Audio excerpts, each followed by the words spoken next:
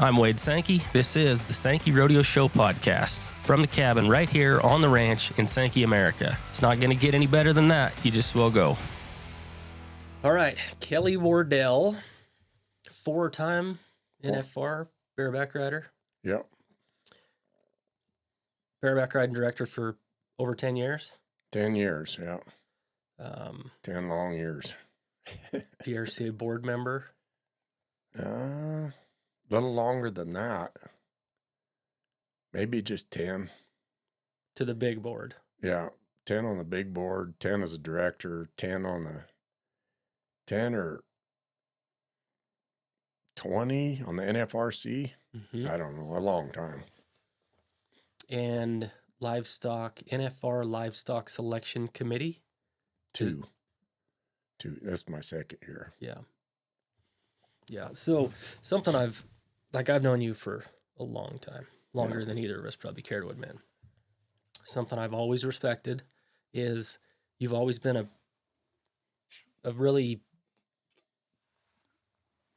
you've always been doing stuff that's good for bareback riding, but you've always done stuff that's good for rodeo too. And I think you've done it longer than most people ever have on basically a voluntary basis. I've tried. I know when I first became a director, I was always told that rodeo was first and the bareback riders were second. And I always tried to follow that.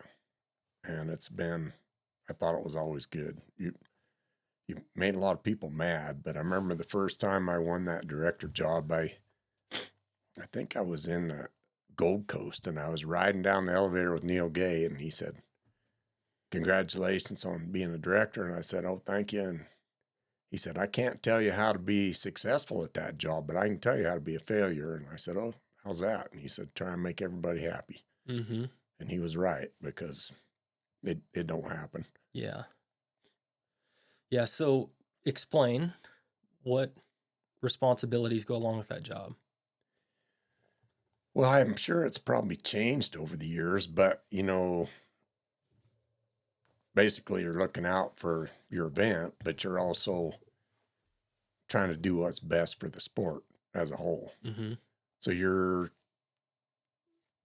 I don't know if the director still set all the short rounds at rodeos that have short rounds, and you have to pick all the horses for now it's the NFR Open, but the Dodge Circuit Finals. Back when I was a director, we had those Copenhagen Cup finales and all of those tour rodeos. So you had to set those short rounds for all those rodeos, and then of course you got to get together with all the bareback riders and pick all the horses for the NFR and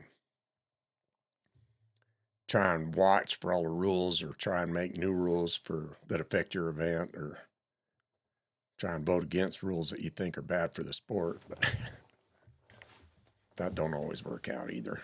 Yeah. So event representative. Yeah. Same job. Yeah. I think that it's always bugged me that there's people that they're not happy with the director and they think that that's all they ever do is pick horses for the NFR.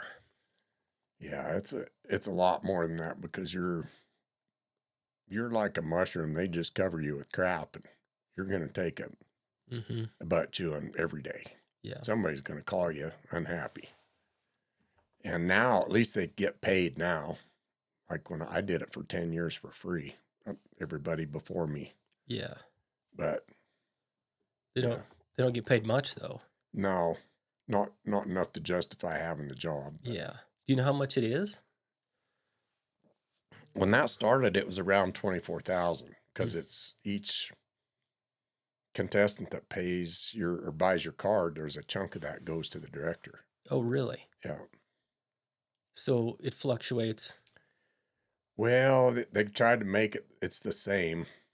I think it's probably still around that range, but I know that job cost me money different times when there was a period there when Mike Servey was leading the charge to make us all ride with leather handle riggings. And, Barstow and I flew a vet from Hawaii to LA and because he had invented this pressure mapping system. It was basically a sheet, and he was trying to make better saddle pads for them $10 saddles people were putting on $20,000 horses. Mm-hmm. And so we called him to see if he could test the riggins. And so we flew him to help me and Neil split the cost. It cost us each about $5,000 to have him come do all those tests. And we kind of found out that I was riding probably the hardest rigging Barstow made at the time, that the worst pressure was around the D-rings, but those old leather body riggins were way more pressure on a horse's spine than the ones that we ride with now. Yeah. So I had Larry on here and we talked about riggins. Mm-hmm. Didn't really get to the science behind riggins, but and we definitely talked about how the contractors used to, be anti-bareback riding. Yeah. It's completely changed now. But explain why a bareback riggin would hurt a horse, or for the people in the stands that have no idea about rodeo. I mean, well, I really don't think, a bareback rigging, the way they're made now, is just like a saddle tree. And the only thing that would hurt a horse is if you're not paying attention to your pad and your pad's wore out. And that was kind of one I was trying to fight as a director, that it isn't the riggins. If there's something biting a horse, it's most likely the pads wore out, and it's one of them bars is sitting on just leather, and I could see where it would pinch a little for sure. yeah. But a bareback riggin, the very back of it, especially the old leather ones like you're talking about, touches their spine. Yeah. But the new ones, it has They don't zero ever pressure touch. point on Yeah. their spine, if your pad's right. If your pad's right. And I always I had 3 pieces of skirting leather under the back of mine Yeah. because I wanted it a little higher. But so when we did those tests, I still got the drawing. I drew out a pad that went down below the D's, and that's the new pad that Barstow makes. But I rode one of those, and so the pad covers those D rings, and takes kind of that red pressure off. Mm-hmm. I don't know. I don't think there's a case for rigging certain horses, but man, I see a lot of horses that aren't very big that get bucked a lot. Yeah. You look at Bartees horses, and a lot of your really good horses, they get the crap spurred out of them. And a lot of these guys pull a rigging really, really tight. Mm-hmm. And doesn't seem to bother them ever. Yeah. And didn't ever bother Kester's. I got slammed in the ground many a time off his horses. Yeah, exactly. A lot of people, they still want to say that. A lot of guys talk about the Bronx saddles because they've changed a whole lot, and everybody wants to equate the changes in the equipment now to how much harder they are on the livestock. But it's hard to argue that point if you look at how many good ones there was even 10 years ago and how many good ones there is now. It's a moot point. It's just like saying that we did it better than anybody now. Like, for the most part, we couldn't pack these guys' rigging bags. I really think that the equipment and the cowboys and the horses have all progressed so much that these guys now, there was 6-8 guys that were good enough to make the finals way back. Now there's any given year 40. Yeah. And bronc riding, bareback riding both. Mm-hmm. I mean, it's tough. Yeah. There's some things missing, but they're athletes, and shoot, they ride better than we ever thought we could. Yeah. Yeah, I think it's amazing how good the top end is. To me, it's unbelievable. I used to think I could ride pretty good, but I watched a lot of these guys. And on my best day, I could probably hang with them once in a while, but it ain't the same. Yeah. I think that's pretty satisfying. I mean, not satisfying, but I think it's good that somebody from your era. I got to say that Yeah. is it admitting that. I'm all in on these guys. I think they're phenomenal. But you look at, and a lot of it has to do with the livestock. You know, take Cheyenne back when I was going. They'd take 112 bareback riders. There'd be 20 good horses for 112 guys to draw at. Mm-hmm. And there's so many good horses now. Like, you got to draw pretty bad to not have a chance to place at almost every rodeo. Yeah. It's unbelievable. And they cut the entries back at a lot of rodeos like Cheyenne and make those pins. Houston, San Antonio, they're all, you only got to compete against 9 other guys. Yeah. And it's helped, I'm sure. Yeah. So how do we get more bareback riders? That's a good question. We'll get back to that. Yeah. So the director deal, you got to have some good director stories. Oh, man. And you didn't start, I know most of the factual stuff, like I just asked you about how many times the NFR and all that, because I listened to the Western Grind, Mitch and Drew's podcast. So that was easy for homework wise. But you talked a little bit about that, but you didn't ever go into detail on some of the stuff. I mean, you're still familiar with this picking process now, the selection process now. How different was it then? It was a lot different, and they still face the same challenges now as I did then. You know, you would get a handful of guys that would call every time on those calls to try and go through these stock lists. And for the most part, it was like herding sheep. Like, you can't, and still, I'd guarantee you they're not getting 15 guys on those calls to pick those horses. Mm-hmm. Some guys just don't care. They might get to the finals and bitch about it because there's something that's in there that they didn't think should be there. But, you know, I would try and get them, but I would try and get more guys that I thought respected the sport and the event enough and could remember the horses. There was guys that couldn't remember what they got on yesterday. Yeah. So it's a big challenge to try and to get those stock lists together. It's different in the bull riding because we watch Cody Rostocki, and he's got a PowerPoint with this is a sheet I send to all my bull riders, and he's got the bull listed, the stock contractor, how many trips he had, how many times he was rode, who rode him, how many times they're over 90. Like, bull stats are way different than stats on horses. Yeah.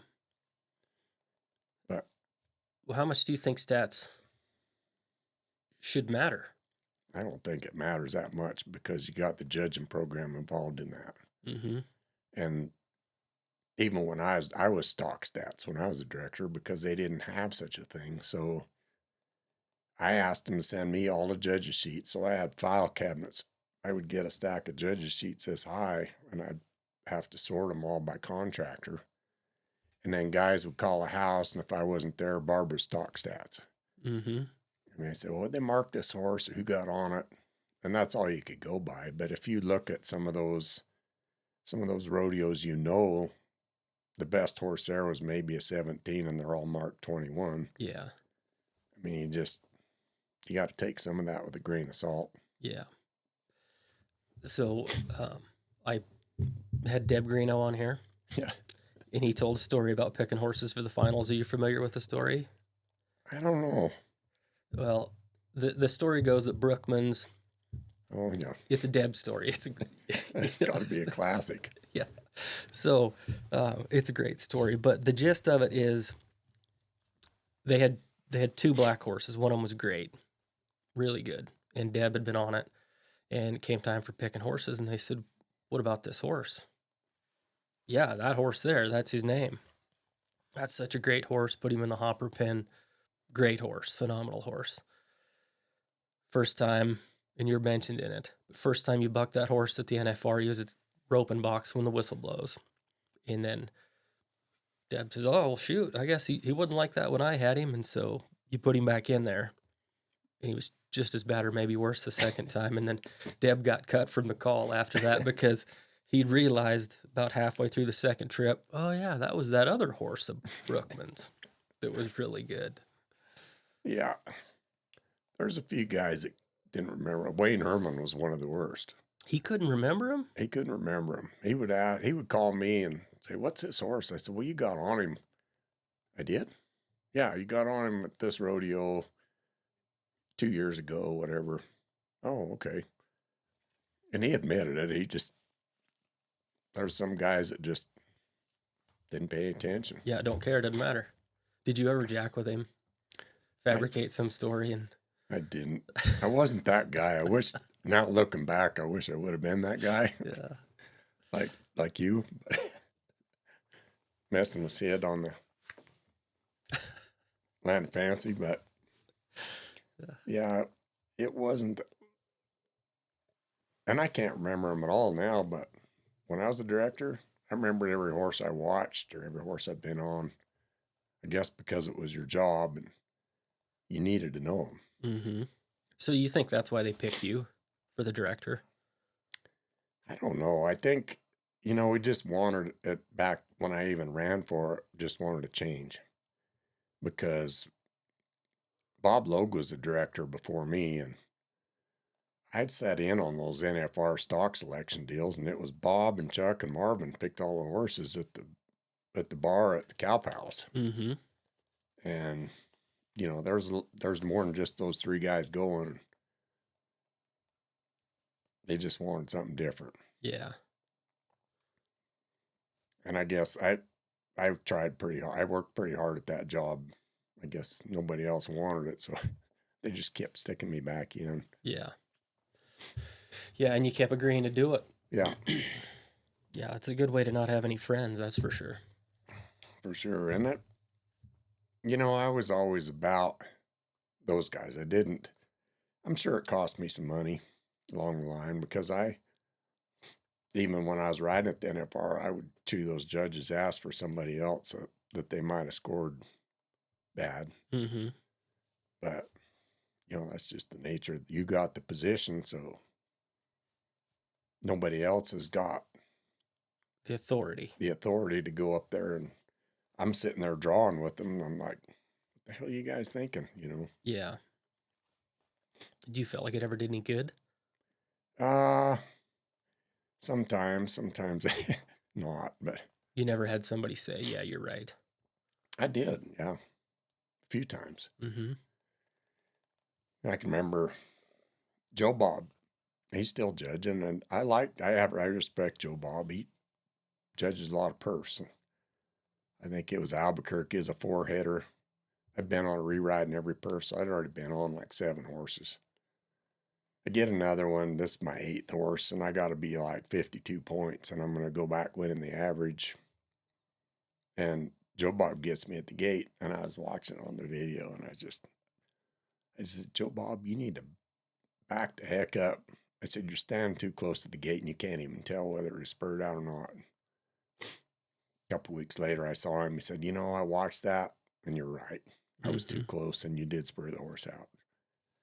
Which didn't help me then, but training exercise, I guess. Yeah. Yeah. What do you think about the spur out rule? The spur out rule itself is an awesome rule. The way the rule is enforced is absolutely atrocious. In my opinion, I tried to get it taken out when I was a director. I didn't know that. And I had enough guys on a petition to get it out of the bareback riding, but they wouldn't do it because the bronc riders didn't want it out.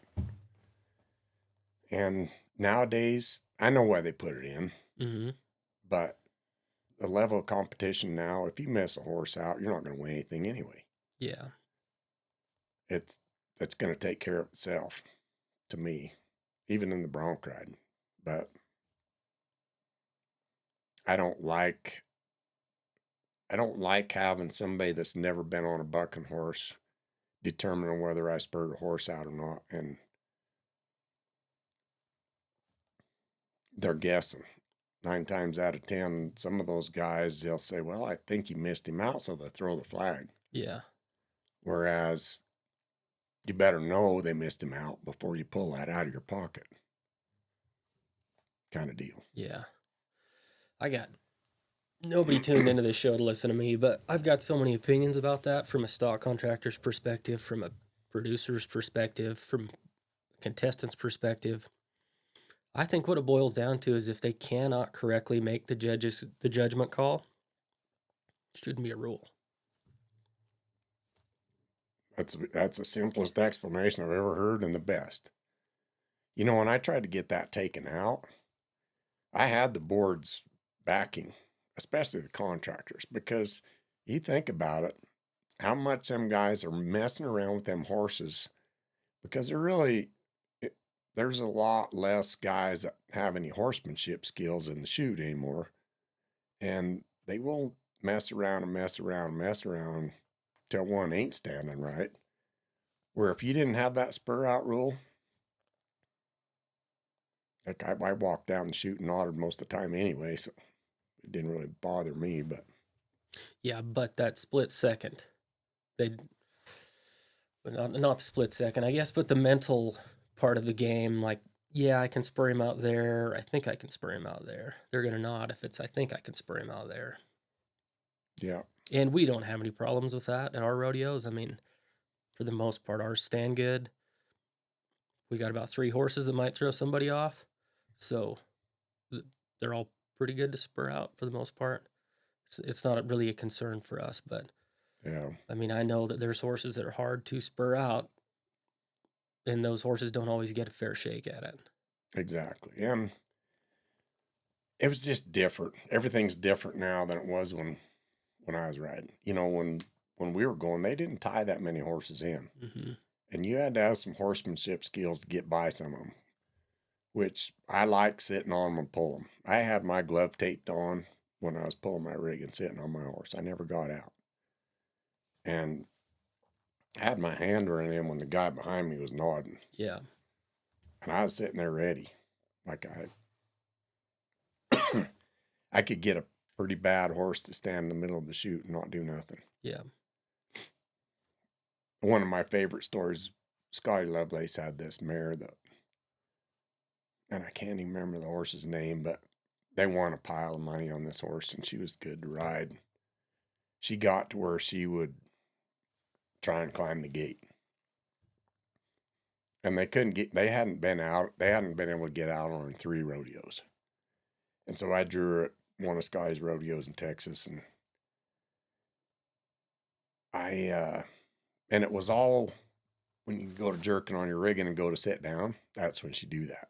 Mm-hmm. I said, do you care if I pull my rigging with my hand in it, Scotty? He said, well, no. I guess go ahead if you want to. So I started on the other side, so I run my hand in my rigging, and I cracked it back on the ground. I climbed over the chutes and sat it on her back and sat on it and had a guy pull this side and had a guy pull that side, and I just had my hand on the gate and my feet on the gate. And Scotty walked up, and she's standing right in the middle of the chute. I said, you ready, Scotty? He kind of looks at me, so I guess so. I nodded my head. She turned out, and I won the rodeo. Without one problem. Didn't have a problem. Mm-hmm. And then how was she the next time? I don't know. I don't know if anybody else was crazy enough to try that. But so you said it over lunch, and I didn't expound, but you said there's not a lot of horsemanship left in the bareback riding. Why do you think that is? I think it's just the way the sport has progressed. Like now, I think even rodeo schools that I've been around, they don't teach those kids to sit on and pull them. Like That's how I was taught. That's how I was taught. And I teach that at my schools, but I still can't get those kids to do it. RC's the only guy that does it. Yeah. RC was quite a few of my schools. I helped him when he was 14, when he first started. it makes a big difference if you can sit on a horse and see where your rigging's going and have it in the right spot and just kind of talk to them. I saw Deb Greeno get out on some of the worst. Like there's nothing now like there was then, man killers. Mm-hmm. Like I don't know if you remember a horse of Survey's called Yellow Twist, J40 Yellow Twist. No, but I believe that horse has been on this podcast. Well, we called him Many Twist. I tied a lot of bronc riders in, lost a lot of hide tying that horse. Like when she flipped, she wanted to hurt you. So Deb's got her at Houston. Deb says, "Hey, Kelly, you want to tie a horse for me?" I said, "Yeah, Deb, what do you got?" He said, "Yellow Twist." And I said, "That bronc?" He said, "Yeah." And I was instantly scared because the chutes back then were them wooden ones with that metal strap. Mm-hmm. And you could hang a rope in that strap so easy that, and I knew this horse was bad. And Deb, he didn't. I'm running the neck rope and he's crawling all over her and petting on her and talking to her. Pulls his rigging. He walks down the chute and nods his head. She never even twitched an ear. He probably won the round. Like, shook my head. Yeah. Deb Luck. Deb Luck. You know, those kind of guys like that, it seems like everybody's got to have their foot on the second bar up from the top and squirting around. Yeah, which that terrifies me. Terrifies me running the rope. Yeah. And I like the heck out of Jess Pope and Cole Franks, but those two guys, I get scared every time they do that because I don't want to get them killed. Yeah, exactly. You're just waiting for the bomb to go off. Yeah.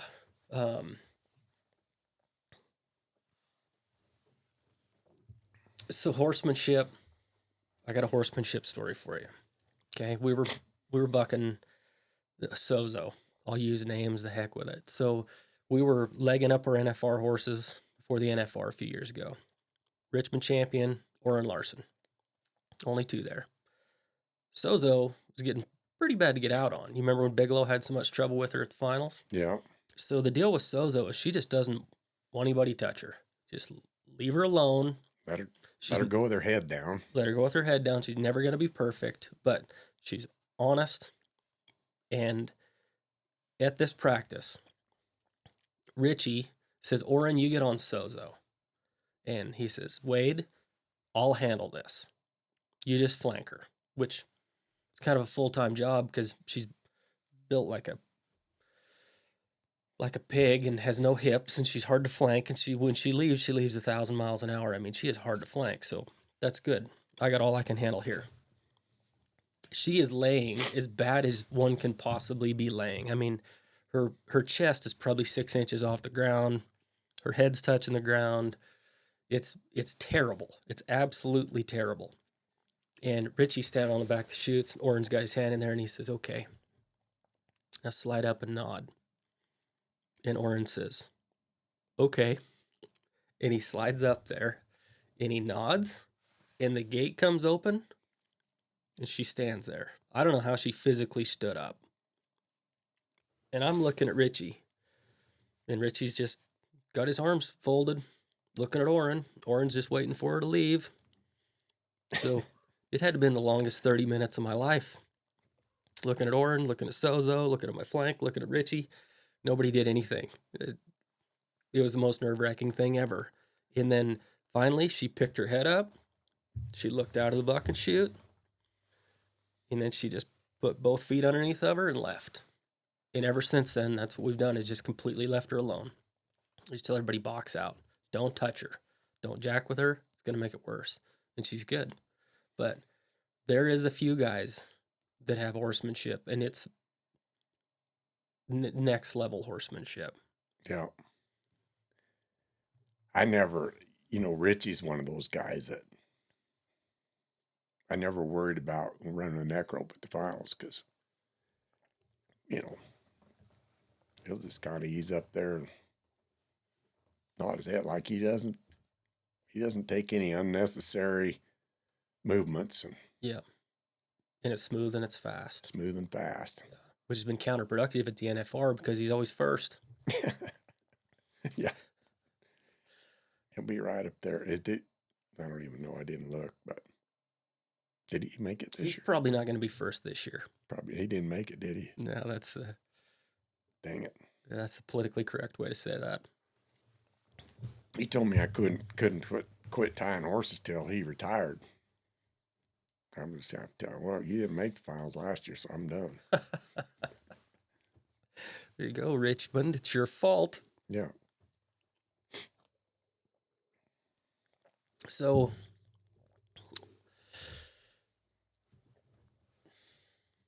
gosh, we went a lot of different directions here. We have kind of skipped all over the place. You run neck ropes at the NFR too. That's on your resume. Yeah.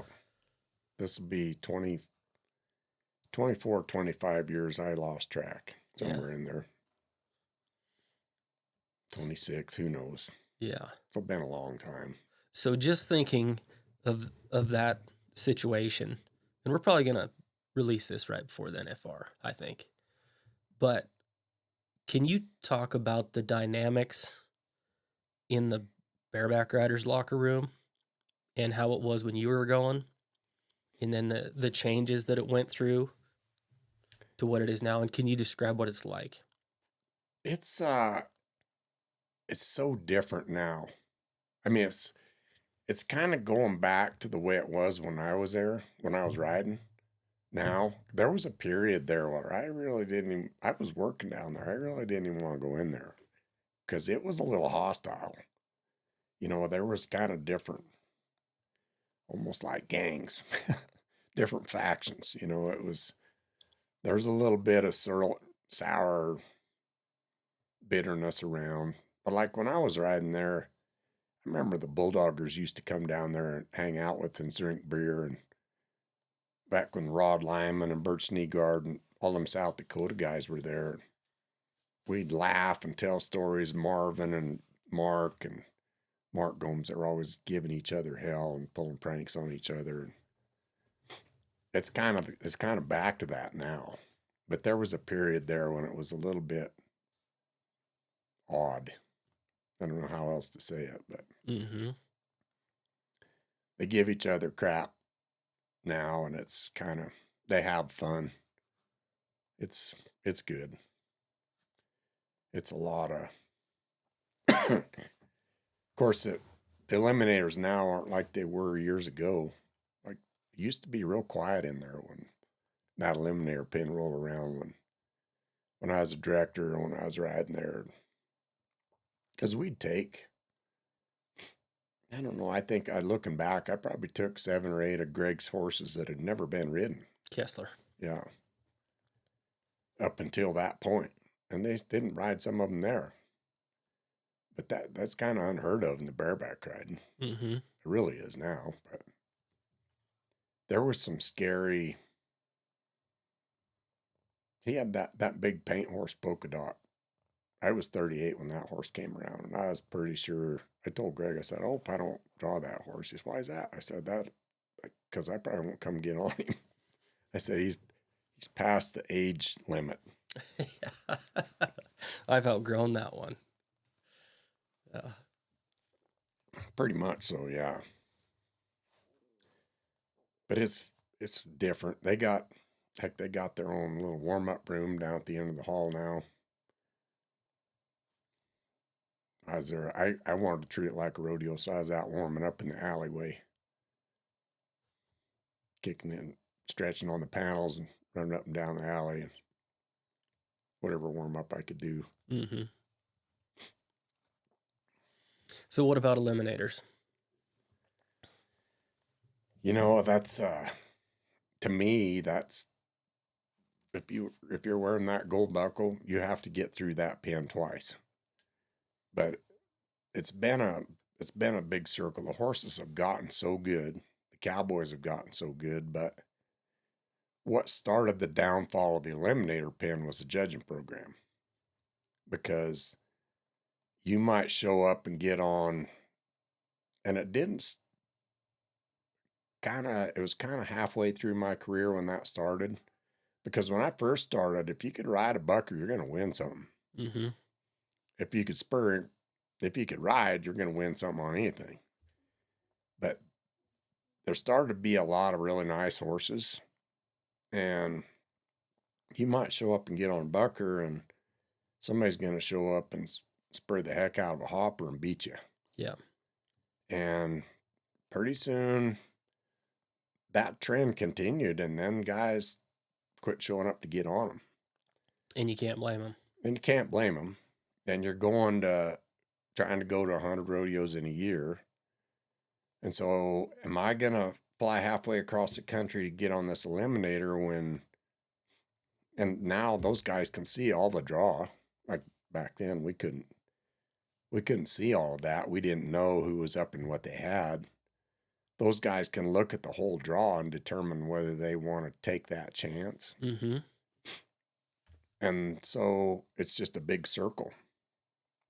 You know, they want the eliminators in Vegas, but as a stock contractor that's trying to not only appease committees Without turnouts and contestants. So if you're hauling, you got 5 eliminators in your truck and they turn those 5 horses out every time, and then the committee starts bitching at you. So, you know, it's just a never ending cycle. And it's kind of weeded a lot of those horses out. Like guys aren't even really hauling them. There isn't. If you think about it, the only place they'll work is where they have to get on them. San Antonio, Houston. Anywhere there's a tournament format.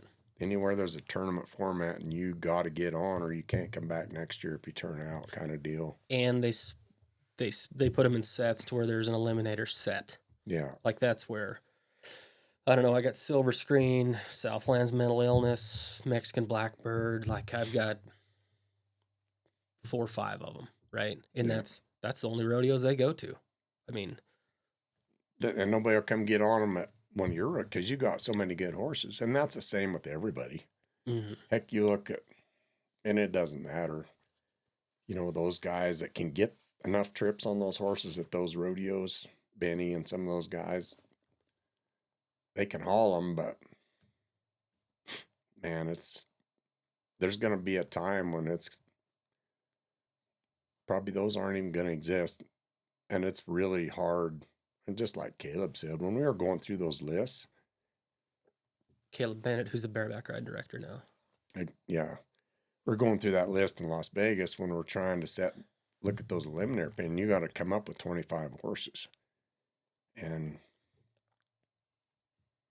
there ain't 25 out there on a nomination form. Yeah. Well, you, from a stock contractor's perspective, you know, like you said, you can't get them bucked, and so you can't get the 3 videos required to submit that horse for the NFR. So even if you have them, you can't nominate them. Exactly. And there's a handful of some juicy sunbucks in that list this year. Yeah. But, you know, there's going to be 5 guys upset and 10 guys are going to be happy. Because they're uneven? Yeah. I mean, you look at that Deep Springs of 4 stars. Yeah. Bucker. That's a real man horse right there. Big Dance of Frontiers where he's going this year. And that's a big, strong, on any given day, he could throw anybody there. And there's Dusty Roads, some of them horses of Pete's, high heels on a given day can buck anybody off. There's a handful that are going to make some guys nervous. Yeah. But the rest of that pen, you know, they're buckers. I'm not saying they don't buck hard, but they're not like Deep Springs and Big Dance, and some of those are kind of out there on an island by themselves. Yeah. And there just isn't any horses like that. I don't know. I'm sure Calgary's got them, some of those guys, but they don't have any trips on them. They don't nominate them. It doesn't work out. Yeah. Yeah. So do you think the judging is ever going to come back around? I mean, that's a hard thing. You've judged also. Yeah, I've judged. How do you fix that? You know, Does it need fixed? It needs fixed. The judging system's broken.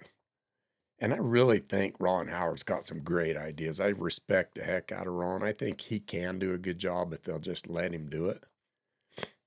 But the PRCA is so, when they were named the Turtles, that's a good reason. Absolutely. I mean, that's just... They are the absolute worst to change. It's just like me and Tom Reeves fought for 20, I don't know, every year since I was a director to get instant replay at the NFR. And no.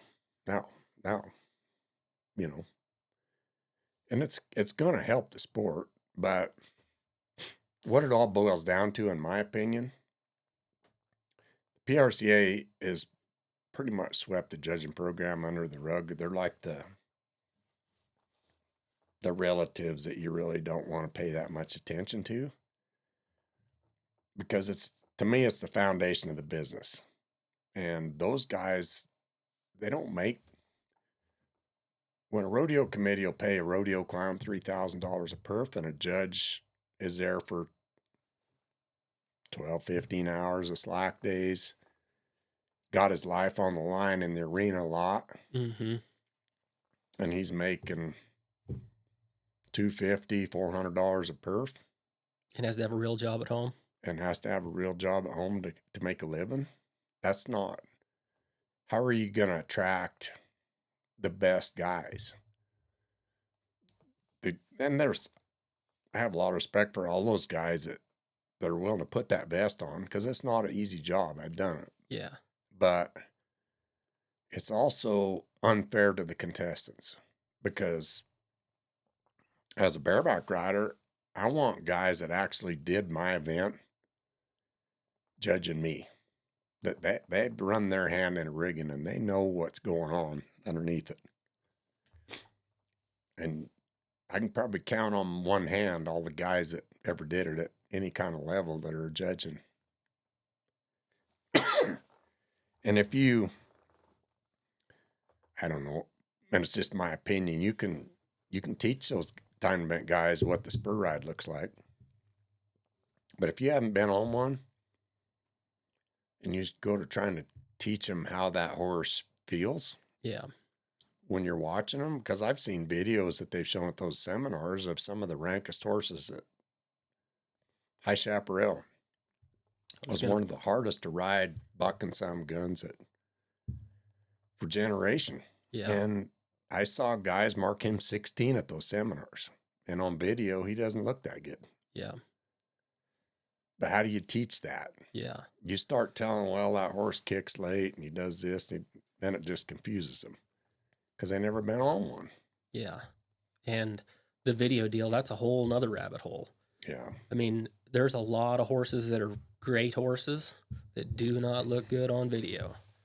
And as being on that committee, that's all we got to go off of. If you haven't seen them in person at a rodeo, you can't tell anything from a video. Mm-hmm. Because I saw horses and bulls that look unbelievably bucky. And you get down to Vegas and you see them like, what's that horse doing here? How come you brought that bull? Yeah. Well, you saw him. I don't know. The video deal is what it is. It's all there is. I mean, it's the only option. That is. And, I mean, I was on the Stock Contractor Executive Council for a while. And the question I got the most from stock contractors is, why do we have to go through this process? Well, I'm one of the guys that still works for a living to do this job. And if the person paying the bills wants some say-so, then they have that right, in my opinion. Yeah. And it's kind of a catch-22. It's the best job in the world. It's what we have to do, boys. And it makes it a lot harder, but we're also professionals. We should be able to provide the 3 videos. I do think that having those 3 videos changes what's available. I think you're right. And, you just got to be nicer to the contestants. You get along good with the contestants. I guarantee every single stock contractor could ask a bareback rider, and they probably got 3 videos of that horse. You could probably just hand them over. Yeah, if anybody out there needs a video of a bronc, Brody Kress has got it. I promise you. I mean, and they said, well, I can't get 3 videos. Well, you might not have got bucked 3 times, or it might have been with Yeah. a high school kid from Connecticut, you know? And I'm not arguing it. I'm just saying that I do think that it changes the list of nominated horses. Oh, yeah, absolutely. Because when last year was my first year on there, and there was horses that I thought should go in that eliminator pen, but they weren't even nominated. That Big Dance of Frontiers was one of them. Mm-hmm. And I was laughing because I was talking to Bronk Marriott the other day, and Bronk says, yeah, we were looking at that. And said, you know, other than Dusty Rose, a couple of them others, it's really just 2-3 pins. I said, well, what about Deep Springs? Oh, yeah, that's a bucker. I said, what about Big Dance? He said, I don't know that one. I said, really? You don't know that one? He said, no, I don't know that one. I said, I'm pretty sure that's the last horse you got on at the college finals, and maybe you made it to the end of the gate, but that one? He said, yeah, that's a bucker. That's funny. Yeah. Did you get on High Chaparral? Never drew that horse. It's because Marvin had him every time. Well, actually, Robin Burwash had him every time, but I think he told me he got him 12 times. Yeah. Yeah. I know Marvin's been on him a pile, too. Yeah, Marvin and Mark. I was around that horse a lot, but thank goodness I never had to run my hand in. Mm-hmm. Pulled some of my buddies. But how different was he? I mean, if he was around now, would he exist? No, nobody'd get on him. When you see somebody like Louis Field ride him in the guts at the NFR to try and get a score, you know there's something going on there. Yeah. I saw some guys ride him pretty good. My first year as a bareback director, I jumped in the plane with Marvin Kenny and Scott Montague because Mark was hurt. And I was 18th coming into Pendleton. And so we're going over that list, and we get to High Chaparral, and I said, I ain't taking him. Oh, he's got to go. I said, why? Well, that's a buck and something. He's always been there. I said, tell me this, Kenny. I said, I watched you get on him at Pendleton the other day. Made probably one of the 4 best rides I've ever seen made on the horse, and you didn't make the short round. Mm-hmm. But you want to go ride for, at that time, $14,000 on that horse? Yeah. You know, oh, well, you got a point there, he said. Which the crummy thing is, if he makes the same ride, yeah, in the eliminator pen, he's 88. Maybe. You know? Back Maybe to our judging yeah. situation we're in here. But, yeah, I mean, if you even the horses to where it takes the judging perspective out of it, I think that changes too. Yeah. You know, there was a time when I was a director, and it was back, Tommy Keith was running the program. And I thought Tommy did a good job. And he asked me, and I think Derek Clark was a director, and I don't remember who probably Brian. He brought 45 officials to Colorado Springs once a year, and we did it for 3 or 4 years, and wanted us to come give our input to those judges on what they're doing, what they're looking at. And so there wasn't very many televised rodeos at that time, but everything there was, I got them. And I would run back-to-back videos on the same horse. And I took some from the NFR too. Like a perfect example was Icicle. Mm-hmm. One guy sets the arena record on him and has a little hell. And one guy absolutely peels him up and has 10 points less. Yeah. You know, and I called some judges out from rodeos at Houston and different rodeos that were televised, and I made some guys mad that first year, but Steve Knowles was one of them, and he actually told me a year later, he said, I learned more about bareback riding those 4 years than the whole time I was judging. Because I'd play those videos and show them how the spur stroke and what they were doing and why they were marking what they were marking. It made a big difference, and then they just quit doing it. We've had this conversation, but I think I brought it up last time too. Why doesn't the judging program, because like you said, not every one of them can get on a bareback horse. Not every one of them can run a calf. But how come you don't have somebody under the judge's coordinator that is specialized? Have Casey Field be the bareback riding Hefe. Yeah.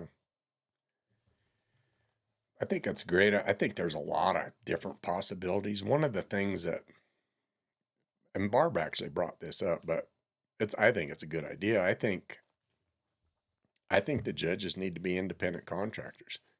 They need to go through the system and know the rules. Like time event guys deserve the best, just like rough stock guys. Yeah. I'm not saying that those guys don't deserve any better, but they need guys that are flagging that know and watching the barrier that know, that have been there and done that at a high level. Yeah. So the committees are hiring judges just like they hire the rest of the contract personnel, rodeo clown, whatever. And maybe it takes a PRCA out of the loop as far as funding, because maybe some good guys would start doing it. If they would hire, say, a rodeo like Sheridan. Yep. Or a rodeo like Reno or whatever. It's probably going to be the bigger ones, but they hire 2 guys that know rough stock and 2 guys that know timed events, and they help each other out. That's an idea I've never heard of, and I think it's brilliant. I think that's the best all-around scenario for everybody, because they got to know the rules, of course, and they have to be approved through the PRCA. Mm-hmm. But maybe there's some rodeos that want to pay those guys what they're worth. Yeah. And they bring 2 guys that are specialized in rough stock riding and 2 guys that are specialized in time events. And a lot of those rodeos have 4 judges anyway. Yeah. Why not make it like that? But if the judges, if the rodeo committees, who should have some say so, I believe that. If the rodeo committees want to go spend $100,000 to pay their judges, that's up to them. Absolutely. And you know what? In this day and age, you always have it in the back. I never believed that, because this sport is the greatest sport in the world to me. The integrity is what, and the camaraderie, everything that brought me into this. But you look at the gambling and the point shaving and the scandal going on in the NBA, and you, in the back of your mind, you couldn't never believe that about a PRCA judge, but these guys are making nothing. Mm-hmm. How hard would it be for somebody to come offer a guy $50,000 to change 2 points here or 2 points there? Do you think it happens? I have no idea. It's fine. Not that many people listen to this podcast. Do you think that happens? I have seen some things that made me wonder, but I really want to refuse to believe it. Yeah, I completely agree. But you look at society today and the way the world's changed and what it costs to live, and there's a lot of guys out there judging that are just kind of hanging on to the sport. I don't know. Glad we got them. Yeah, absolutely. Hats off to them for putting that on, because I've been there. Yeah. I haven't been judging rodeo, but those guys, that's a hard job. You go to Reno or one of them rodeos where you're running slack till 2, 3 o'clock in the morning, and you're supposed to be at your best and make sure the right guys get the right money. And you're just trying to hold your eyes open and you're getting paid $250 and a lot of committees are making you buy your own room. Yeah. That's wrong. There's a disconnect in the system. Yes. And that's why when Barb came up with that idea as an independent contractor, I thought it was probably one of the better things and we talked about it quite a bit, and I think it would be a great thing, personally. I think it'd be better for the judges. They're going to make some money. Those guys deserve to get paid. They're the foundation of the business. They're determining everything in this sport. Yeah. And they're kind of backburners to me. Do you think that would lead to politics the other way? Yeah, it's hard to say. To where a judge would say, I want to make sure Kelly Wardell is the bareback riding champion? Well, I don't know. I think there's always that risk. I think there's that risk now. Alan said that there was one guy got marked a 22 ride by one judge. And this is Alan. Alan Reinheimer. He runs the NFR, the production manager. Mm-hmm. And if it wasn't for him, there would be no instant replay at the NFR. He stuck his neck out, had paid for the test, got it narrowed down, figured out we could do it that fast. Yeah. But there's one judge marked one guy 22 ride every perf. And I was there. I'm pretty sure it wasn't a 22 ride every perf. So you don't know. Yeah. There's prejudice for sure. You can call it what you want. Well, that's human nature. That's just human nature. We're all prejudiced I'm prejudiced about RC because I really believe fundamentally he's the best bareback rider out there. But there's some guys that, to me, get overlooked. Mm-hmm. Wyatt Casper. Sam and Jess Pope, those guys win. But there's some guys that can dang sure ride that maybe don't get the credit they deserve. And if they might spur over one jump where one guy can be 90 and then you spur over and you're going to be 78. You know who Ben Kramer is? Yep, absolutely. I helped him when he was in high school.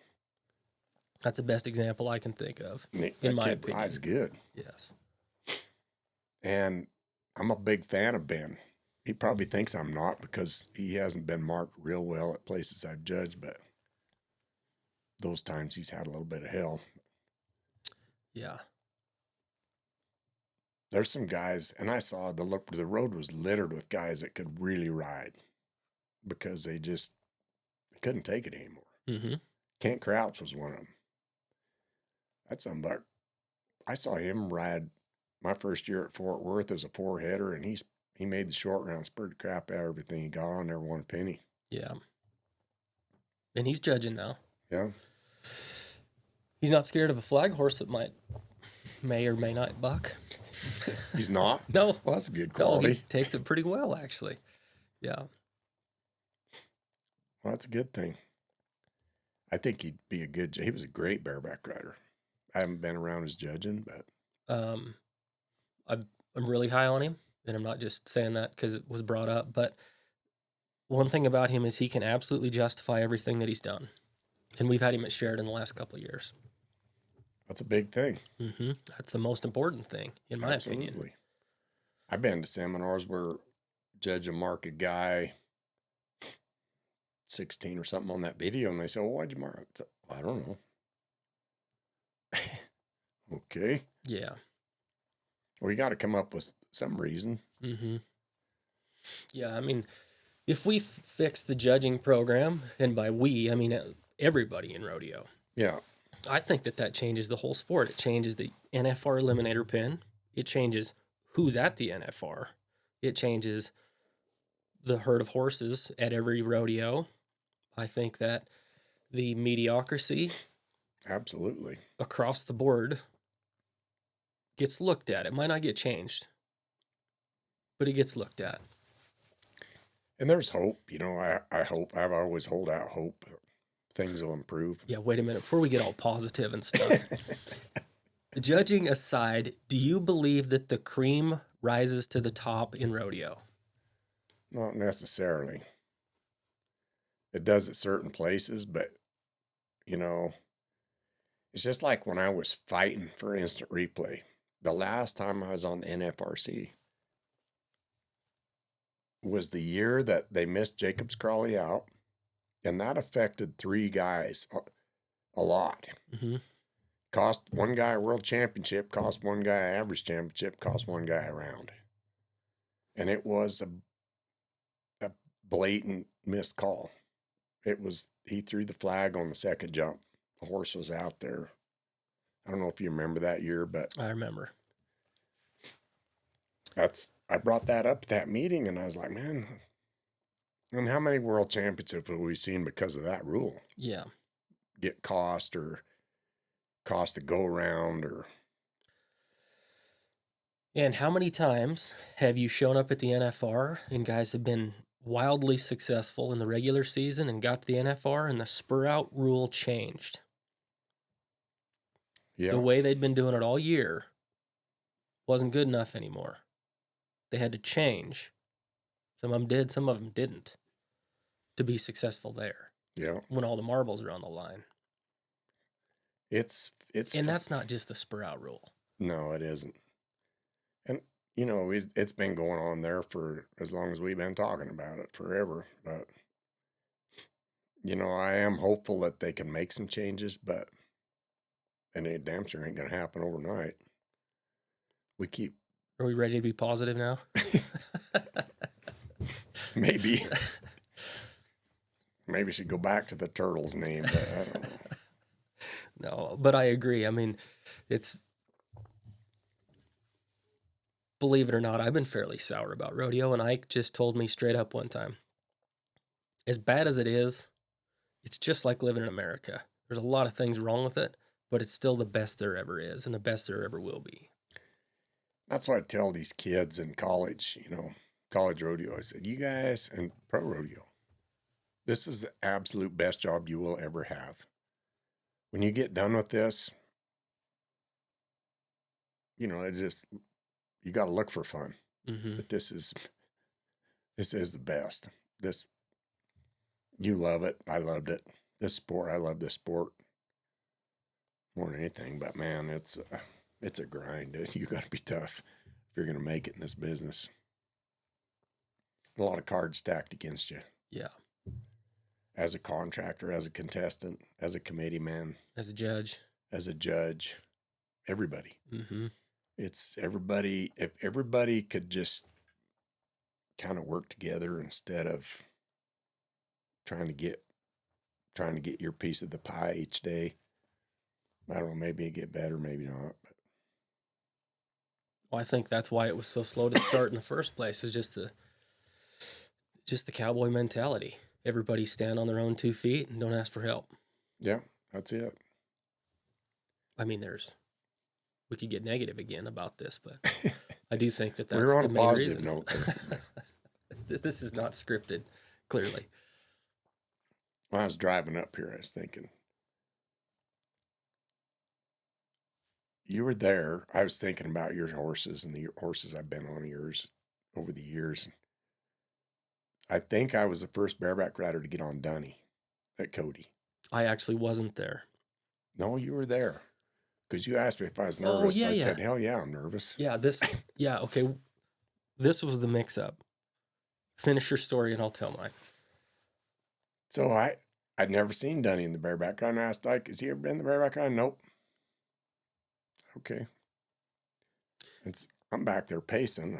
To tell a little background here, Dunny was a bucker. I mean, a great big dun horse, the only dun we ever raised, and was the real deal. TV pin and the bronc riding for a long time. And the fact of the matter is, he put him in the bareback riding because Ike was pissed that he wasn't horse of the year.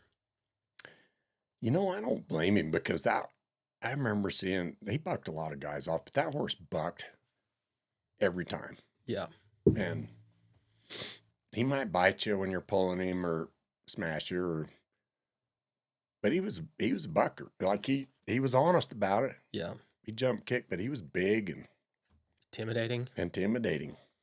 So anyway, he'd never been in the bareback riding. Yeah, so I'm pacing back there, and you're kind of following me around. You were pretty young. I don't know how old you were then. I would have been 2001. Mm-hmm. It was the year I was winning the world, I think. 17 16, years 17. old. Yeah. You were trying to pump me up. I was pacing. Go away, kid. I was pacing back there waiting for Dunny to come in. I remember Land must have been done because he helped me pull my rig in, and Dunny tried to bite him. Mike said, you might watch him. He'll bite you. After the fact. I think I won second or third in the round, the first round. And he bucked. He wasn't like I thought he was going to be. Mm-hmm. And then I drew him again at Filer that same summer. And he damn sure bucked. He was just like I thought he'd be that day. Yeah. And I won the rodeo, but he bucked. Yeah. That's quite the horse. Yeah. So where I got sidetracked on that story was they had a bronc match there one time in Cody, and I was somewhere else. I was at a rodeo. I was entered or something, and Ike had that phenomenal set of bareback horses, and he had, gosh, where do we start? Like, he had Sheepdog, War Wagon, Moon Trails, Broadway, go on for a long time, but he had 10 or 12 NFR bareback horses. Yeah. That he just put in the bronc riding. Never been in the bronc riding ever. And I was so excited about it, but I missed it for some reason. Anyway, get home. Hey, how'd that go? The first thing I asked was, how were those horses in the bronc riding? Oh, God, he said, it was terrible. It was the worst set of horses I've ever bucked. He said, War Wagon looked like a trained bear out there, pawed at his face for 8 seconds. He said they were horrible. He told me about War Wagon because I'm pretty sure Glenn O'Neill had him, and it was in the short round or something. Mm-hmm. He was just sure that horse, and that horse was a handful in the bareback ride. I got on him a few times. Yeah. And he was telling me about that. I laughed. Yeah. Yeah. What's that saying? Something about good intentions? Yeah. Yeah. I know what you're saying, but I don't remember what it is. Yeah. Well, should we take a break and then come back and talk a little bit about NFR? The first time I got on William, I had him at Cody. I think I was rodeoing with Cole and Murnion. Mm-hmm. So early in my career, and I spurred over his neck the first jump. Like when I went to spur him out, I was plumb sideways. William, if you got one leg on each side, is not very fun to ride some days. I can tell you sideways, he's not very good. Did you stay on? Yeah, for 8 seconds. I was trying to get off, but I couldn't get that leg back. So I'm crossways. So I ride right-handed, so I got both feet on the right side. And there's... Might have been the best way to ride him. Might have been. Didn't score very well, though. Yeah. I got on him at Great Falls one time, and I set my foot right on top of his neck, and I thought, that's not good. And he said, get off right here.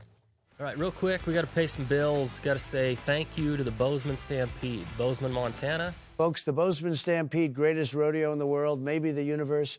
Huge crowds, beautiful bulls, riders tougher than my Twitter feed. Other rodeos, sad. This one wins so much you'll get tired of winning, but you won't. Believe me. Okay, so we just took a little break and got a little sidetracked talking about suicide. And I'm not interested in suicide. Don't think you are. No. But Kelly lost a brother, and I got to talking about a friend of ours and Mark Robinson's that committed suicide, and then told him about Mark's idea to where you give somebody your word. You have an agreement with somebody that if you have thoughts about that, then then you owe it to that person to call them and talk to them first and tell them what's going on. And then Kelly brought up the J Foundation. Yeah, the J Foundation. It was started by a guy in Pinedale, Wyoming. He was from Pinedale. He lives in Twin Falls now, but his best friend was the son of the guy that owned the Western wear store there, Bob Bing. Okay. The Bing's Western Wear. The cowboy shop. That's what I'm trying to think of. But their son was adopted. He was from South Korea. And Jay was he was all about cowboy boots. He wore cowboy boots in the winter.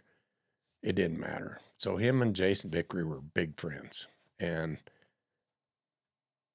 I don't remember the whole story, but Jay took his own life and was kind of a bigger than life type of kid.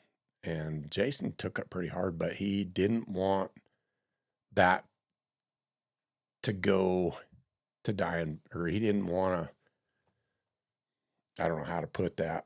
He wanted his memory to go on, and he wanted to help something, his name, to help people. Something good to come from. Something good to come from it. So it's really, they have it's called a boot check, and it's for anybody. They have a Western store there in Twin, but they take lots of they do it mostly for kids.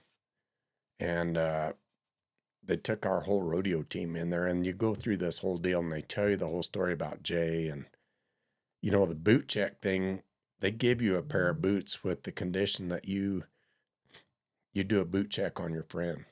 When somebody's having a hard time, just call them. Make the call, check on them. It's they raise a lot of money. It's a suicide awareness thing, and they've done amazing things, like with all the kids, and they've gone all over the country and started this deal. And he's bought there's a great big indoor arena out by the airport. I don't know if you ever saw it. No. So at the Casper, they made this youth sports complex by the event center. So he's doing the same thing with that. But they raise a pile of money, and he gives those boots away to all those kids. You go pick your boots out. Mm-hmm. But so we took our whole rodeo team there, and all those kids got a new pair of boots. And I went through listened to that whole thing, and and they got separate rooms where you can go talk to somebody if you need to. And when my brother committed suicide, I never dealt with it. I never had any help dealing with it. I don't know. It just kind of, it got away from me. And so we were going through the J Foundation down there.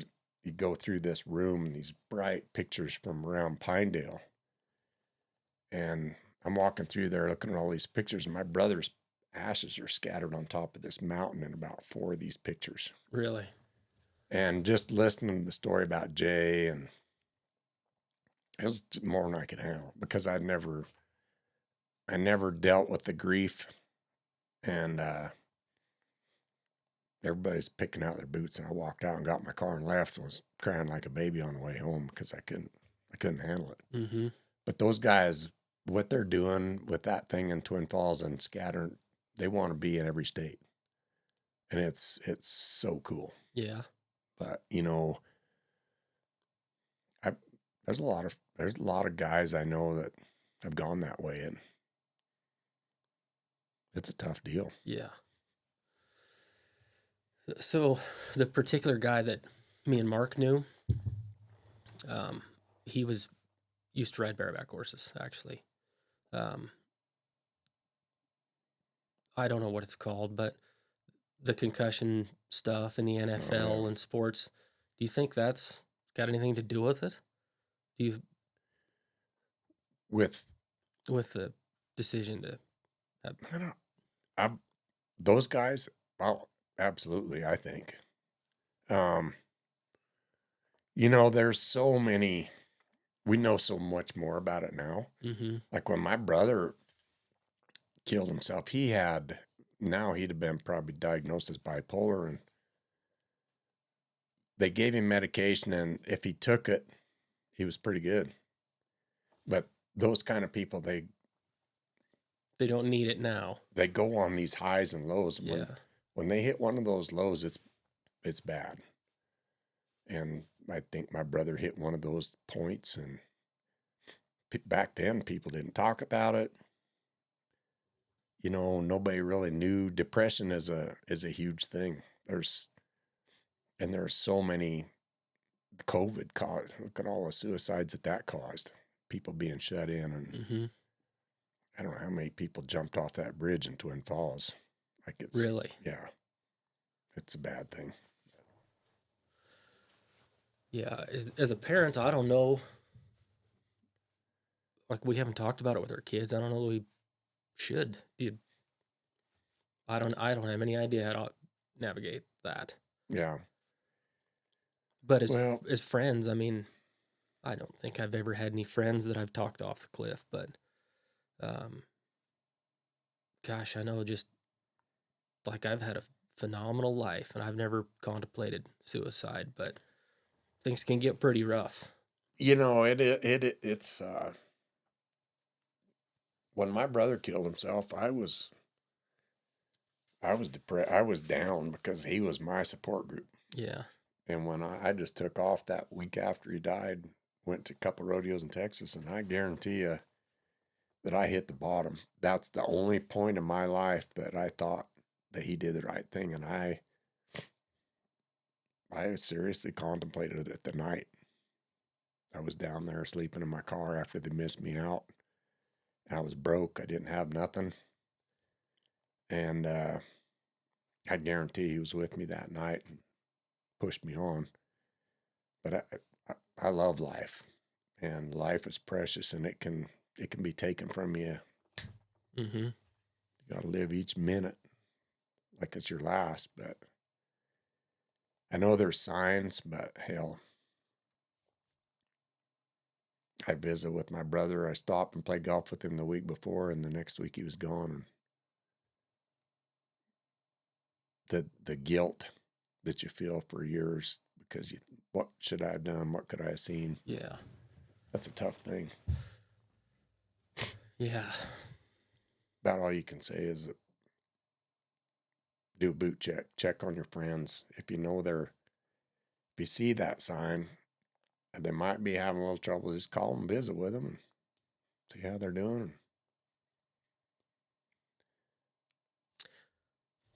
So, kind of getting back into rodeo,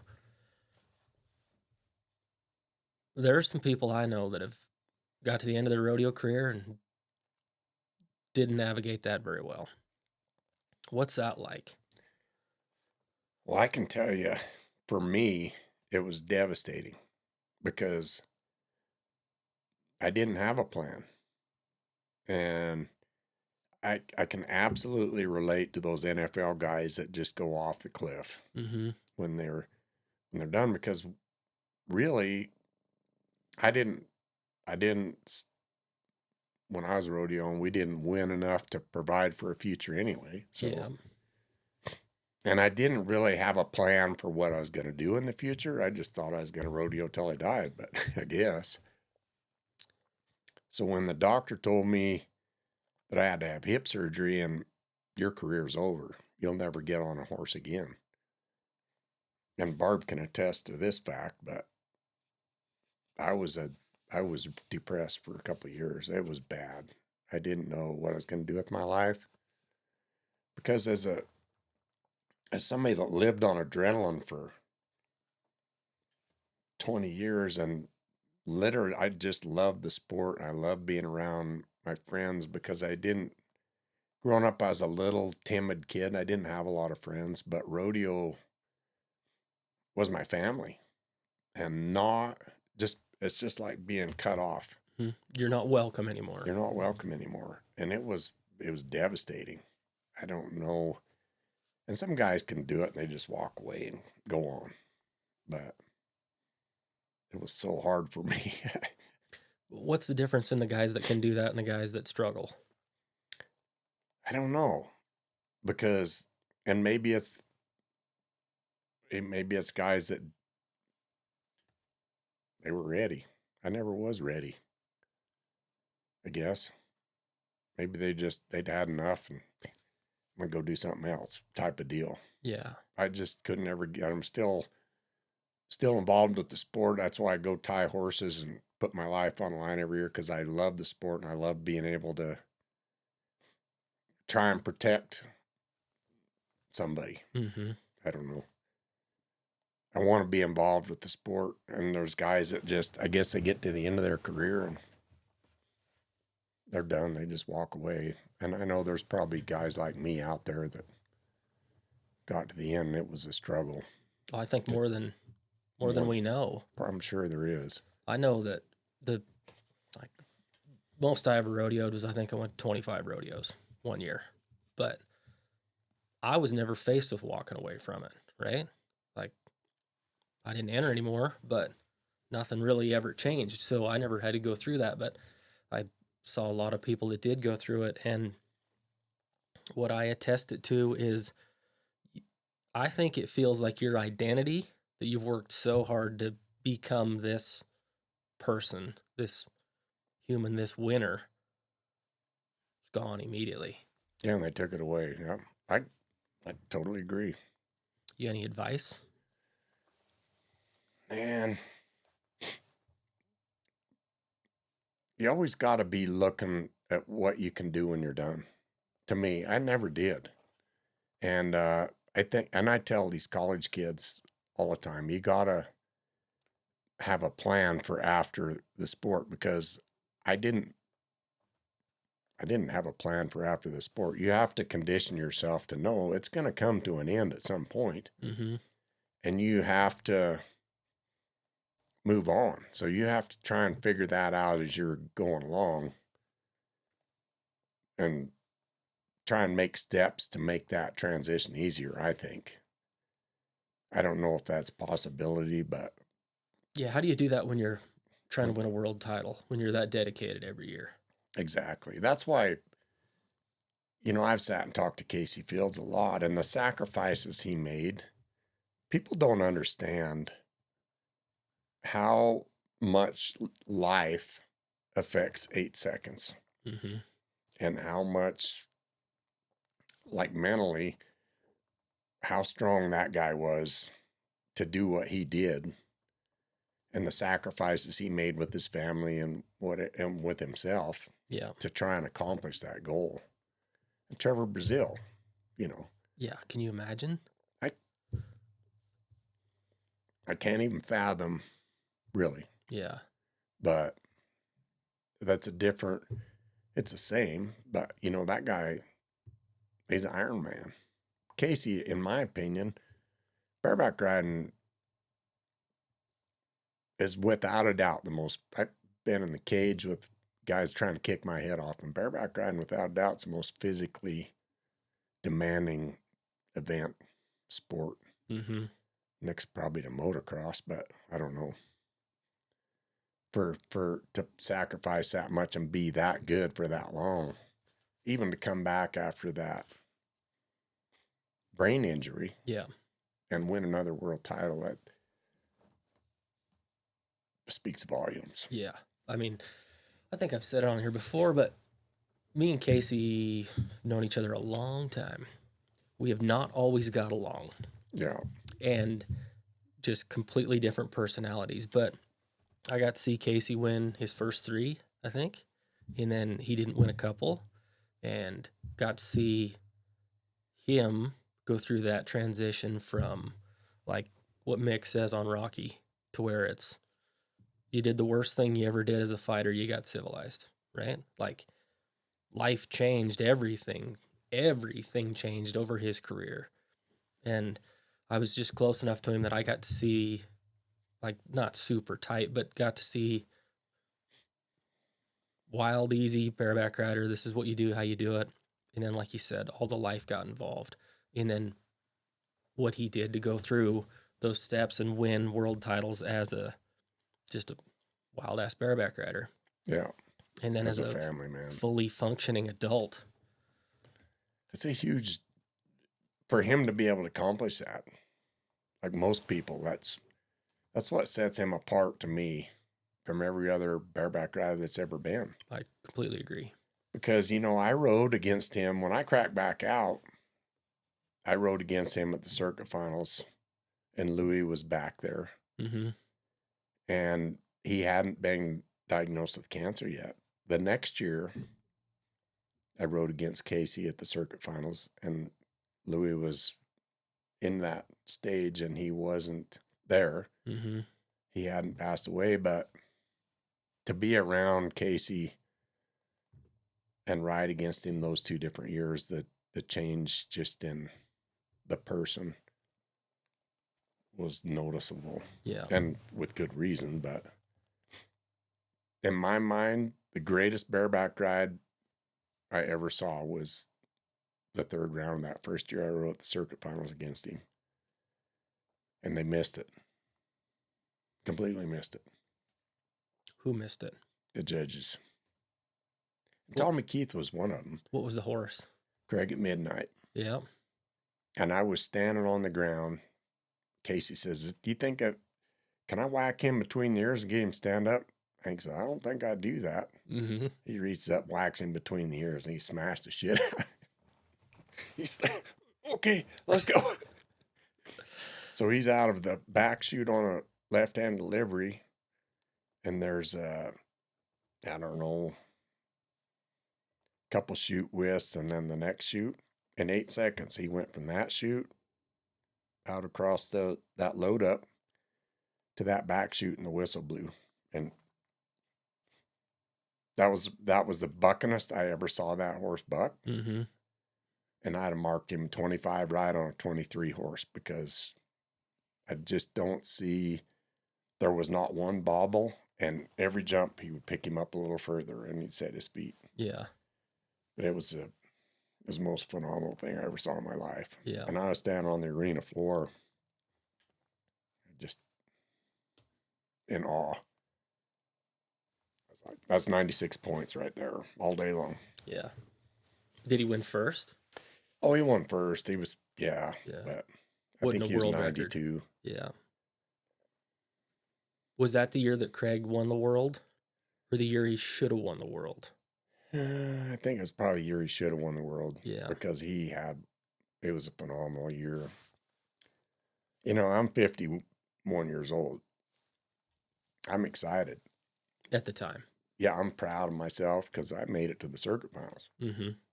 I pull in behind the arena that night, or that day, we're checking in at the arena, I guess, and the first horse I see is that big white sunbuck. And I guarantee my heart almost stopped. I didn't know he was going to be here. Why did I enter this? Yeah. That kind of deal. But I knew as soon as I said, I knew I was going to have him, because that's what happens when you Mm-hmm. When you don't want one. when you don't want one, they come to you. Yeah. And I didn't sleep very good that night. And I got up the next morning, and I didn't hang around for the draw, and I said, I'm gonna go out and get us some coffee. Left the motel, and I drove over to the arena and going down the list. Missed him by one. Casey got him, but holy moly. Because, you know, I'd been rodeoing, but I was 51 years old. I wasn't getting on those kind. And if you're not getting on those kind, you're not going to ride them. It's a different He'd game. have killed me. Yeah. Yeah, that was an amazing horse, but I'm super glad they let him win Horse of the Year. Did he just win it once? I think so. Yeah, and he absolutely should have won it, but I think he should have won it a year or 2 years before he did win it.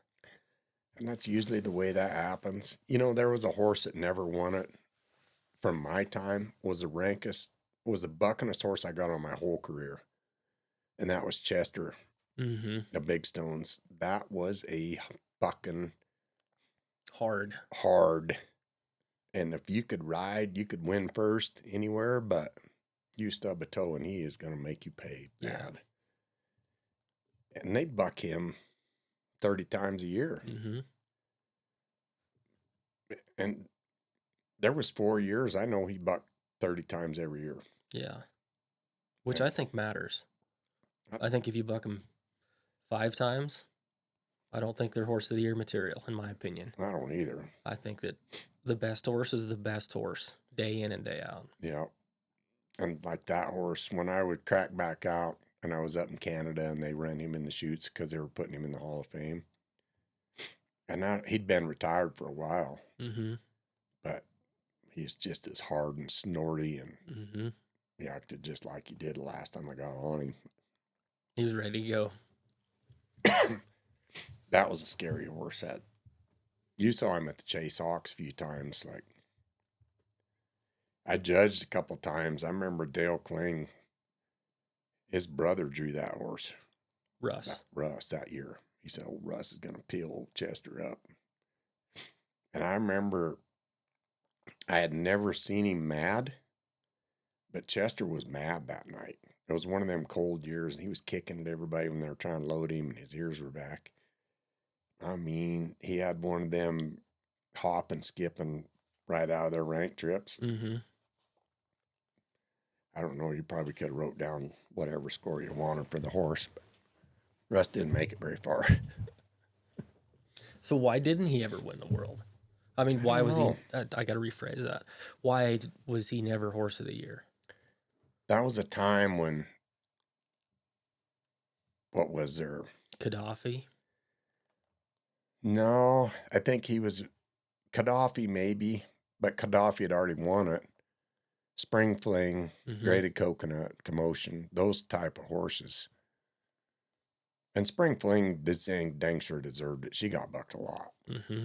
Graded Coconut and Commotion, I don't think they bucked Graded Coconut 10 times a year, but, and those were great horses. I think that bucking horse of the year deal is kind of like the pickup man deal. Half the guys don't vote. Mm-hmm. Or half the people that are eligible to vote don't say anything. Yeah. Same thing with the directors. You know, it's just, what do you call it, apathy or whatever. I think they don't put their 2 cents in, and it's politics. Yeah. Popularity. Yeah. So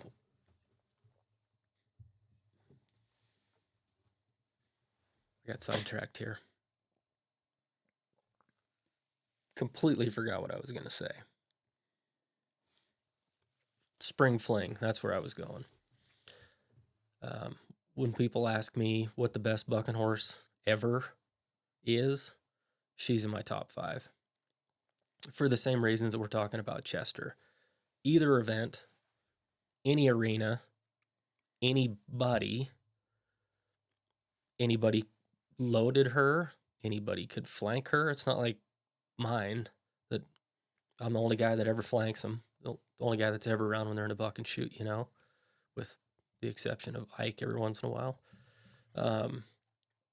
That's just, she was an incredible horse. Yeah. I don't know how many times they won the Dodge National Circuit Finals on her. I know 3 years in a row. I won one, Clint. I know 3 years in a row. I don't know who the other guys were, but yeah. What a horse. Yeah. And just give you every chance to be 95. Yeah. Or get bucked off. Mm-hmm. Because the first 3 jumps, you're thinking, this is going to be good. And then you're thinking, you better pay attention. You're going to land on your head. Yeah. Kind of deal.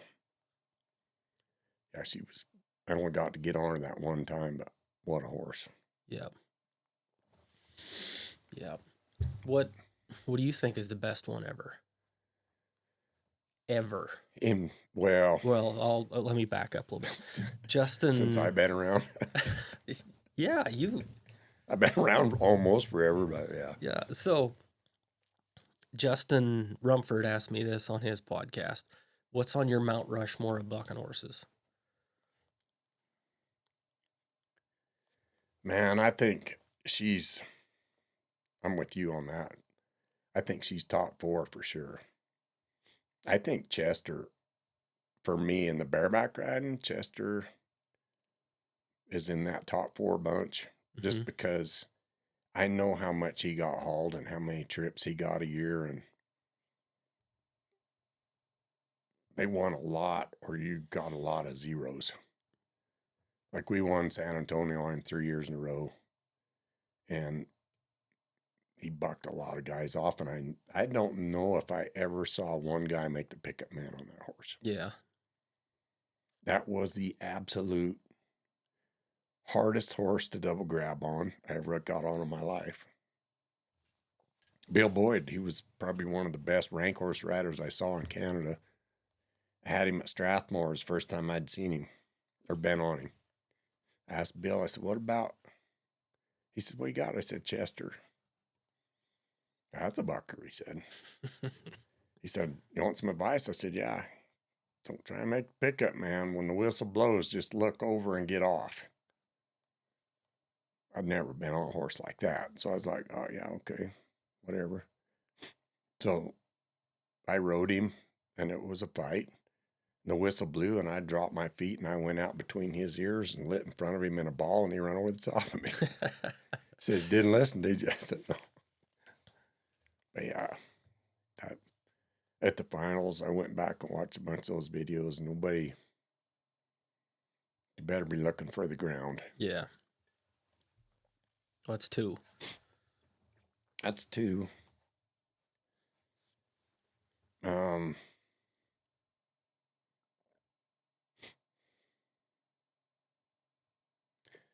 You know,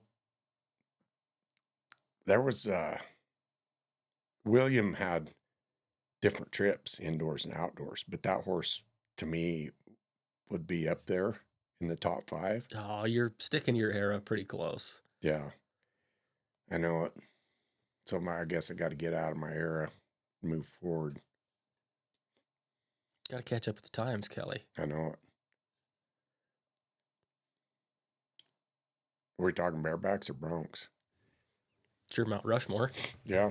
Well, you got to put Black Tie in there. I mean, people don't remember what a phenomenal bareback horse he was. The only guy you could ask about that's probably Warren Larson, because he got on him every rodeo you guys had. Which I love you saying that, because, yeah, Orrin needs to hear that. But what a phenomenal horse. And to go through what he went through and be as good as he is now, like, you just don't see that. And people say we're abusing the animals. Need to watch that story about that horse, because there's a horse that was a phenomenal bareback horse, became a phenomenal bronc, and then went through just like me, possibly career-ending surgery. It'd be like me having my hip surgery and then cracking back out. That's the same thing for him. Like, you don't know if he's ever going to be sound to walk around, let alone buck again. Yeah. And to come back and win Bucking Horse of the Year and be as good as he is. And how many 90-point rides have there been on him since that surgery? Have you kept track? No, I'd have to look back, but more than not. I mean, gosh dang. As far as animal athletes go, that's, as an old racehorse type of guy, to see a horse come back from something like that and do what he does is, this day and age, it's pretty amazing. Yeah, what I think is the coolest thing about that is that shows how much they love it. Yeah, and that's, people say we use them, but you look at High Tide. He went to the NFR 25 times. Mm-hmm. Was 35 when they retired him, and I think he probably died of a broken heart because he didn't get on the truck. Yeah. And that's what Tom Newens told me that, saying, or Heath Stewart maybe, when they retired.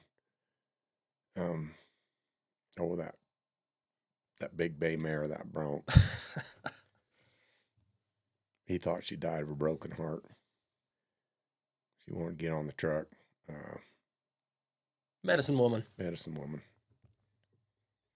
And I think that they love it. Mm-hmm. You can see most all of them pictures of those great horses, their ears are forward, like, is this my good side? Yeah. Kinda stretched out. I love watching bareback horses when that guy gets off and they prance around. Yeah. That's the coolest thing. Especially when they buck somebody off. Mm-hmm. It's like, it's pretty good. Okay, you got a fourth? I don't have to think about it. It's been so many years. My memory on the horses' names isn't as good. I'm sure nobody will say anything about us not being able to remember Medicine Woman. No, probably not. Well, let's get back to that. What about the board position? It's such a huge position in rodeo. Who's on the board? How many board? No, not who's currently on it, but how many? What's so the structure of it? The structure is 2 rough stock guys, 2 time event guys. Really? Pretty sure.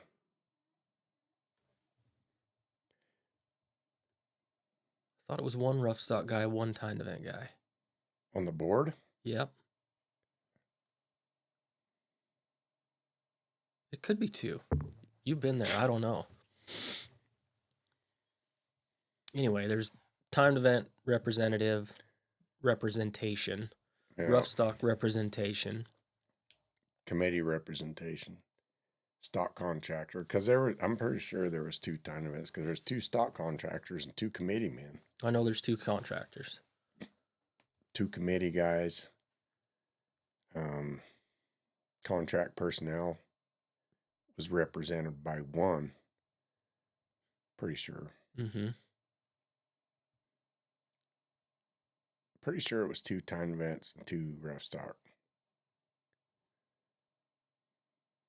Because Brian McDonald and Bob Logue had those board positions when I first became a director. And Brian was the bull riding director. Yeah. But he was also on the big board. Mm-hmm. So was Bob.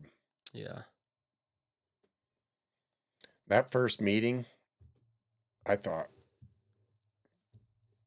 Donnie Gay was on there, Byron Walker, Brian McDonald, Bob Logue, Commissioner Cryer was the guy then. Who's the time event guy? The other time event guy was Jimmy Powers. And I'm looking around thinking, ain't no wonder nothing gets done at this place. The first few meetings I went to the first year, I was like, this is ridiculous. Just because nobody get along? Well, they would go over, they would hash out some stupid thing for hours. It had nothing to do with nothing. Mm-hmm. I mean, and there was personality clashes. You know, Steve Gilbert was on there when I was on as a board member, and it was bad. Yeah. There was anything he brought up, everybody was against, and anything we brought up, he was against. And nothing got done. Just not productive. Not productive at all. I don't know what it's like now, but I went through 5 commissioners in my time. Mm-hmm. And I saw some bad stuff. You know, when Hatchell left us bankrupt, millions in debt. And really the best commissioner they had, they ran out of there with nothing, was Troy Ellerman. And everybody cussed him, but we were 3 men in debt, and he had $1 million in the bank in 11 months. And he made some tough choices, and he did a good job, and he was for the Cowboys. But, you know, it was a bad time. They should have went after Hatchell for what he did, but I don't know. There was some 30,000-foot view of what he did. Well, we never saw, he had an independent auditor or accounting firm, and we never saw the real books. And to his credit, I'm relatively certain that Brett Tanazzi found them and gave them to Steve Gilbert. Mm-hmm. And that's how that whole thing blew up. And I was there. It all happened in Vegas. And Troy Ellerman was the chairman of the board, and he said, "You're gonna resign today." He said, "Oh, no. You're gonna resign today, or I'm gonna bring this out in front of everybody." And that's how all that happened. Like there was some fist slamming in tables, and it was a rough patch there for a while. Mm-hmm. You know, Mike Servey and Troy, they flipped a mattress over and split it in Colorado Springs for going through everything, trying to figure out how they were going to save us for a while. Mike did a hell of a job. And Troy, to their credit, they dug us out of a big hole. Mm-hmm. And it was all basically because of the TV deal. Yeah, that's where I was going to go next, is with all the time you've spent in rodeo as a contestant, or as I'm just going to say politician, for easy terminology, you're very familiar with the state of the PRC right now. Maybe not as much as you were then, but I mean, what good moves has rodeo done and what bad moves has rodeo done? I think that, the Cowboy Channel has really brought rodeo to the forefront. When COVID shut every other sport down, mm-hmm. rodeo was still going, and you saw the stands packed. And I think the Cowboy Channel brought a lot of more people to the forefront. You notice, and this year will be what? I know it's a big anniversary year for the NFR. Oh, I didn't realize that. But it's going to be... It's going to be huge.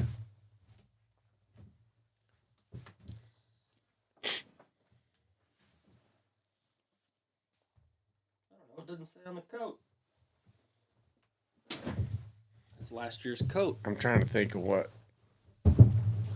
what anniversary. It's going to be a big one, but I think the Cowboy Channel has done one of the things that irritates me, and I don't really know what the ins and outs of the board and what they're deciding, but they keep talking about trying to get more kids involved, this and that, but they change what money counts, it seems like, on a yearly basis to me. Yeah. If you want those kids to go, then, and you make the circuit finals count and the NFR Open count, all those guys are going to go to all those rodeos so they can go to their circuit finals, and those kids have nowhere to go. So it defeats It's defeating the circuit purpose to me. Yeah. And I know there's thoughts that if you win $1, it should count. But you also got to look at the sport and the future of where it's going. You got to have somewhere, and there's guys, Keenan Hayes, there's guys that can jump out there and start winning right off, but those guys are the exception to the rule, not the rule. Mm-hmm. So you got to have a feeder system of some kind, and that's what the circuit system was really designed for to start with. And I really don't think the circuit finals counting is a productive thing. I know those committees, they want the rights at the circuit finals and all those circuit rodeos, and they want those guys. But in the end, there's guys that don't go to the circuit just because they don't want to ride against those guys. They were going to other circuits. Mm-hmm. I don't know. Was the tier word ever brought up when you were on the board? They talked about it. Everybody had a different scenario. A, B, C, whatever. Nobody ever came up with a legitimate plan that could be put in. I think it needs to be something like that. You know, the PBR figured it out. Mm-hmm. When Carl was the commissioner, me and him talked about it. He said, you know, this still needs to be a for-profit, and it needs to be run by businessmen. And you got cowboys taking care of the cowboy stuff and businessmen taking care of the business stuff. And the PBR. Wait a minute. You got cowboys taking care of both. Yeah, I know. Some of them are more business oriented than others. But the fact of the matter is that everybody came from rodeo background, not a business background. Yeah. But, you know, you got to have it.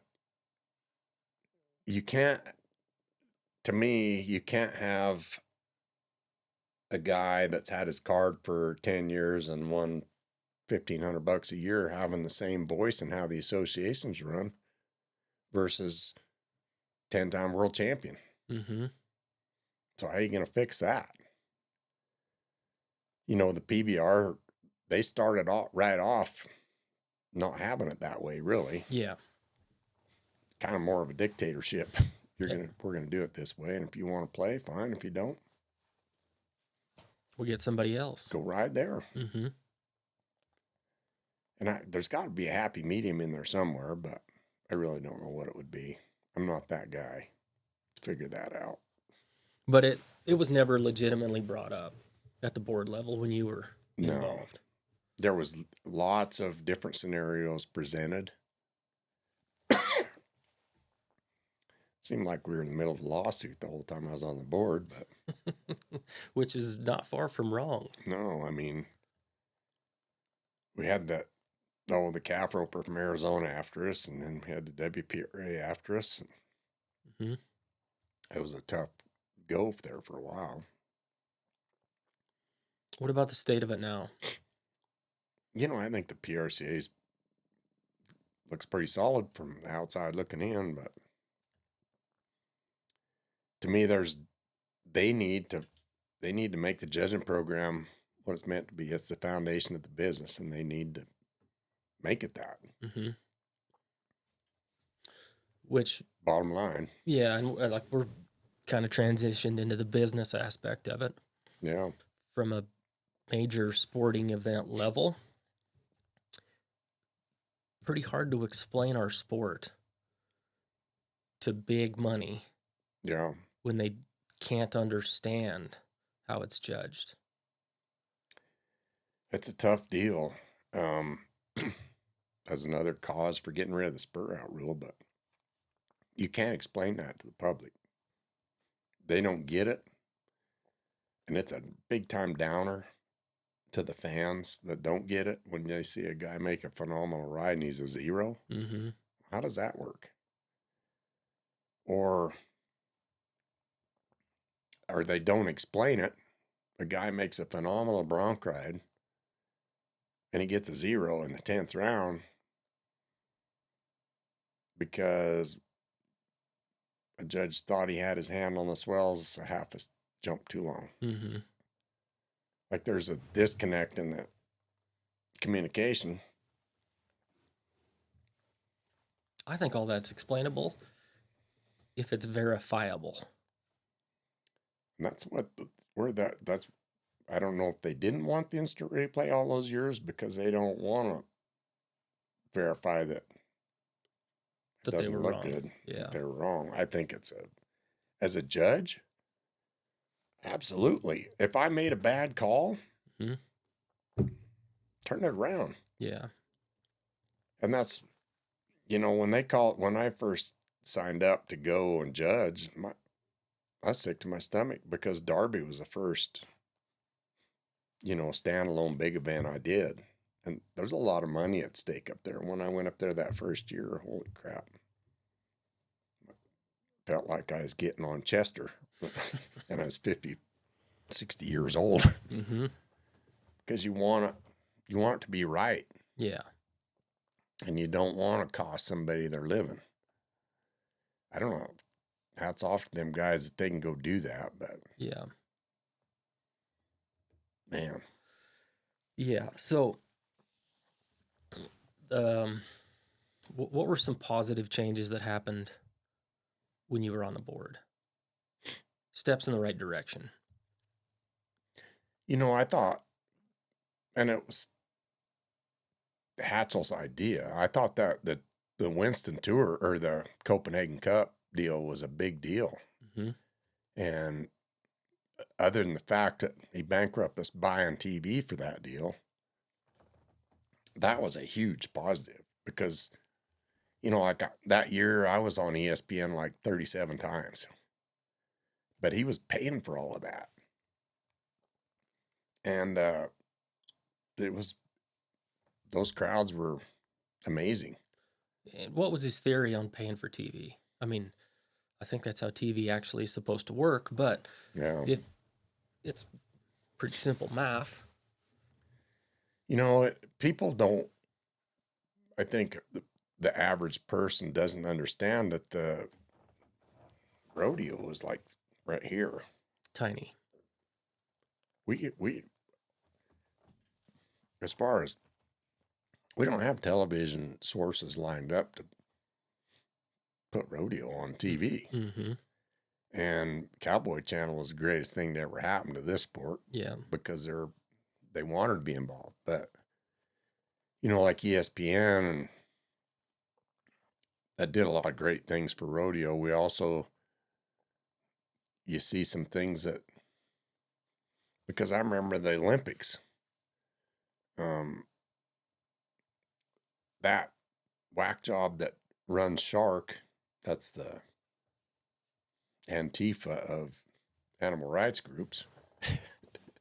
Can't remember his name, but he followed the torch all across the country with a video board showing calf roping. It was pretty clever anyway. Yeah, good on him, I guess. But Yeah. we didn't know until, you know, maybe a month before that we were going to get the habit. Mm-hmm. Because the whole, who was the chairman of the Olympic Committee at that time he made a run for the president. No idea. Kind of a spineless Utah guy. Mitch Romney. So Hatchell knew a guy in the FBI that knew Romney had eyes at the presidency, and Romney was going to cancel our rodeo. So the guy at the FBI said, "You cancel that rodeo, I'll make it know you bow down to homeland terrorism." What rodeo? The Olympics. Olympic rodeo was back on. Yeah. And they had it at Farmington. Did you get to go to that? No, I didn't actually go. No. I think I had to go to class. Bummer. Yeah, but Because they had it, the animal rights protesters that showed up had to be in the county sheriff's parking lot. Mm-hmm. Because it's right by that arena. But it was sold out every night. There's people with cowbells. And Yeah. You got on Exotic Trail. I did. Remember that? And Wagon Box. Yeah. Not a fan of that one. She's not on your Mount Rushmore? She's not on my Mount Rushmore. Cool Alley might be, though. There you go. Yeah. But yeah, that was... Yeah, how cool was the Olympics? Did you medal? I did. I got a bronze. Yeah. And we got team gold medals, which was cool. Mm-hmm. But yeah, it was... that was probably the highlight of my career. One of them, for sure. One of the top three. Just... because I was on the board when they decided to have that. Mm-hmm. And I think I was probably 36 years old. I'm thinking, holy crap. And they come up with the qualifications to get in there. You had to win the world, win the NFR average, win Dodge Circuit finals, win the Summer Copenhagen Cup or the Fall Copenhagen Cup. So that was the 5 guys from down here that got to go in each event. And it was America and Canada. Yeah. And I don't know how they picked theirs, but... Doesn't matter, they lost. They lost. I was thinking, heck, I don't want to be too old, or... Like, it was a big hurdle. Mm-hmm. I thought it was cool that we got to do it, but... And it just turned out that the 3 of us that rodeoed together, 2 of us were the first 2. Me and Rocky. He got hurt and he didn't get to ride there, but me and Rocky and Lan all traveled together, and we all three made it. So that was pretty cool. Of course, your dad, you know, he's the average age of the bareback riders at the Olympic rodeo is, I think, 38. So your dad, he comes in there. I was downtown today, and some lady said, "You at the rodeo?" He says, "Yes, ma'am." She said, "You ride bareback horses?" And he said, "Do I look that old?" Yeah, that's awesome, though, having rodeo in the Olympics. I heard it's going back to Salt Lake. Has there been any talk about rodeo in that Olympics? You know, I haven't heard. So that would be really cool. Mm-hmm. I don't think we didn't get to do what they did in Calgary. Like those guys went downtown and got their medals with the real athletes. Yeah. In Calgary. That was a way bigger. We were kind of redhead black stepchildren out where we were, but yeah, it's still a phenomenal deal. Yeah. But I think with all the special interest groups now, I think it'd be a tough sale. I don't know. Now might be the time. It might be. I mean, it's more popular than ever. Yeah, done correctly. Yeah. I think you could do it. I think you could make a case for bringing the Aussies over in Brazil. I think so too, yeah. You know, Mexico. Mm-hmm. You know, they're part of our circuit system, so why not? Yeah. Why not have 5 countries? Yeah. Wouldn't that be cool? That would be amazing. Yeah. I think that would be, you know, just take 4 in each event. Mm-hmm. That'd be so cool. It'd be pretty competitive too. It would be. With Australia and America and Canada. I tell you what, there's some, and Brazil, I don't know if they don't have any of the standard events. Maybe Brazil wouldn't work, but maybe. They got a pretty good team roper and a pretty good tie-down roper. I don't know if they have any. Do they have bucking horse riding in Brazil? I don't know. It's a different kind of deal, but. Yeah, I think Kelly Timberman teaches some Brazilian bareback riders. Does he? I remember having one come to some of our summer rodeos one time. Not the best bareback rider, but you could tell he hadn't done it very much, and it exists. Well, there you go. Yeah. It'd still be cool. They might kick our ass. You never know. Yeah. So, back to the board level sort of stuff. What do you think about how the tour is structured now? There's a lot of things I just don't get, but, you know, I don't know the ins and outs of why they made the decisions they did, so I can't really. I like it. I like the, you know, the tour rodeos and those guys. You know, you get discounted points when you turn out at one of those. That's sure one way to. I saw some guys show up at rodeos like Gooding and get on horses they really didn't want to get on, but they wanted those tour points. So I think some of that's a good thing.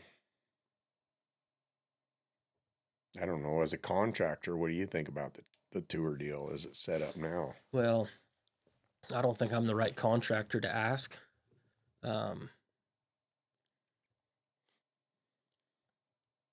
From a contractor's perspective, I think that it's even as good as the horses are now. It doesn't matter if you've got 10 contractors going to one rodeo, especially in the bareback riding, because everybody rides so good. The days of 3 guys that can win first, having 3 of the top 6 horses, and 3 guys that are probably not going to win first, having the other 3 of those 6 horses, I think that makes it super tough. And like me and Weston Timberman talked about it a little bit, but in the bareback riding, even as good as the horses are now, there's still those, let's just say 6, when they pay 8 places. That top 6 spots are going to those 6 horses. Yeah. And then everybody's battling for 7th and 8th, you know? And then on the other end of the spectrum, regardless how good the horses are, there's always going to be a top and there's always going to be a bottom. So, boy, it's tough for them guys that are trying to make the tour finals when they just draw a bottom end horse. Doesn't matter who your contractor is, doesn't matter how many contractors you have, there's always going to be a top and always going to be a bottom. And I think that with all the walk-ups now, bareback riding, that doesn't matter. But the bronc riding, I think you're better off to let those guys turn out and let another guy come get that spot. Have you ever brought that? Had anybody bring that up? Has anybody brought that up? To who? To the board. Was that where all the decisions are made for the tour? I'm pretty sure that the board's got to be making those decisions for the tour. Yeah, not. There's so many bronc riders. There's some things that aggravate me about who makes the decision. And I know they want to let circuit, but I think there needs to be a limit on rodeos that add a certain amount of money. I'm going to take Mitch Pollock, for example. Is rodeoing for a living, is in the top 40, gets drawn out of Pendleton so some circuit guys can show up. I don't necessarily agree with that. There's a place for them circuit guys to go, but there's a handful of rodeos in each circuit where drawing guys out that are rodeoing for a living to let a circuit guy come in that's won $1,500. How fair is that? And been to 30 rodeos. Yeah. To win $1,500. I don't like that. Mm-hmm. And if you're gonna do that, I don't know. That goes back to trying to fix the circuit system the way it was designed to be. Or to the tier system. Or the tier system. I mean, if you do that to where the top 40 get to go to Pendleton, it is a tiered system. Yeah. And there's rodeos that you could make the top 40, they're automatically in, and you got to be able to figure out a way to rotate guys in. Mm-hmm. And out. But unfortunately, rodeo is always going to be that guys drawn at the bottom, guys drawn at the top. Yeah. I mean, that's undeniable. But it's the same. If you flip the card over, it's the same way for stock and contestants. The stock are only going to draw and the best guys so often. Even at Vegas. Mm-hmm. There's certain guys that fit certain horses, and if as a guy with a stock contractor with a phenomenal horse, and you're drawing on the bottom of them guys, your horse isn't going to look as good. Yeah. Mm-hmm. Well, and maybe a different example here is RC and Mustard. Yeah. Great horse. One of the best bareback riders in the world, in my opinion. They do not get along. They're not going to get along ever. No. And there's that deal's going to go on. Yeah. I don't even know why we're down this rabbit hole. But, so to get back to where we were, which was the board and decisions. No, this is the question I was going to ask. Can you explain the priority, not the priority list? Yes, the priority list. No. Can anybody? I don't know. I couldn't figure out when I was trying to go. And, you wind up on that priority list. Supposedly it rotates, but. Can you explain what the priority list? All I know about the priority list is it screws up entering. Yeah. And most people, I don't think a lot of people know it exists, but when you enter a rodeo, let's stumble through this and try not to sound stupid. Yeah. When you enter a rodeo, there is qualifications to each rodeo. Like Pendleton, let's say go back to bareback riding. The qualifications that it takes to enter Pendleton would be 10% top first-year card out of the 100% to get to play there. There would be 10% top circuit card, 10% top permit, maybe. That might not come into play at Pendleton. I don't think at Pendleton. Okay, but these are all the qualifications. that you got to have. And then they go off of the top of the circuit standings. I might have already said that. And then the top of the world standings. Anyway, if you look down through the qualifications, you think, well, at this rodeo, there'll be, just for simpler math, 40% top world standings, 40% top circuit standings, 10% top first-year standings, 10% top permits. How about that for mathematical equation? It's incorrect, but Yeah. you think that's the guys that are going to be there. We're going to get to watch 40% of these guys at this rodeo are going to be the top guys in the world standings. But that's not how it ends up because of priority list.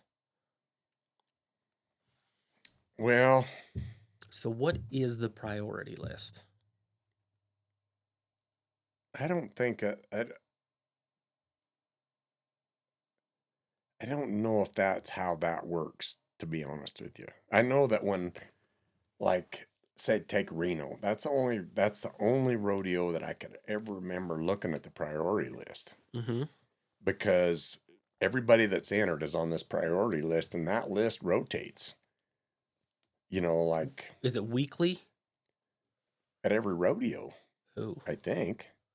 that complicates it more. It might be weekly. I couldn't tell you because I really never knew how that worked. But we're looking at the priority list because they had a progressive round. And so you could request what day you wanted in that progressive round. And so you're looking at your priority list to see where you're at on it. Mm-hmm. Out of all the bareback riders that entered, if you're down here, you're probably not going to get the day you want. Yeah. You're just going to be wherever they stick you. So in my mind, the reason the priority list dictates who gets their preference at a rodeo. Yeah. And because of that, and with all of the ways you can enter a rodeo now, like, I think that's what changes the percentage of top guys versus Probably. circuit guys. Because I don't know. I mean, I don't know how it works. I don't know. Jerome Robinson might be the only person that would have ever have known. If I could still enter right now, I'd have to pay somebody to do it for me. Mm-hmm. Because even when I cracked back out, I got fined up in Canada because I didn't know the rules. And Cody Demers is entering me, and we're not. I don't even know what the heck's going on. Bad decision. Yeah. That was a bad decision. Cody Sure. wrong. Cody wrong. But, yeah, I don't know. That. Of course, that's like having a 6-year-old fix your TV, you know. That's the way the entry system, it's all Greek to me. That whole thing now, they've changed the rules. So that's like you go back and you look at, so why was Stetson Wright getting drawn out of rodeos? He was only out a year. Mm-hmm. Like when I was going, if I was out for a year and I was out several years, I'd entered NFR exempt. I got in every rodeo I entered. The guy's won 8 world championships. He's getting drawn out. How does that work? I don't think they still have those exemptions. Do they? I think they have them at some big rodeos where they put it in their ground rules. But I don't think... That exemption's gone. I think so. But why? That's I can see one aspect of not having it, but like say for me, Mm-hmm. say I'd been out for 10 years and I wanted to enter NFR exempt and keep some kid that's trying to make it in there from going. Yeah. That's not right. But here's a guy that's won 8 world championships. He's only been out a year. Mm-hmm. I don't understand how the rules work with that, but I mean, he made it work, but... You're probably the reason the NFR exemptions don't count anymore. Probably. Because of your comeback tour and its success. Yeah. But... Why? Yeah, I don't think so, but... I remember the arguments for that. Getting rid of that for those NFR exemptions for... I think you had to have been to the NFR within a certain time. Mm-hmm. They made it. because there was some guys, some bronc riders that would sit out for a long time, and then they decide they were going to enter and use that exemption and kick some kid out. Yeah. And that's not right. I just entered. I didn't use the NFR exempt when I entered Denver when I made my comeback, but they let me in for some reason. Well, there just wasn't that many bareback riders, I think. Probably. Yeah. That could be. Yeah.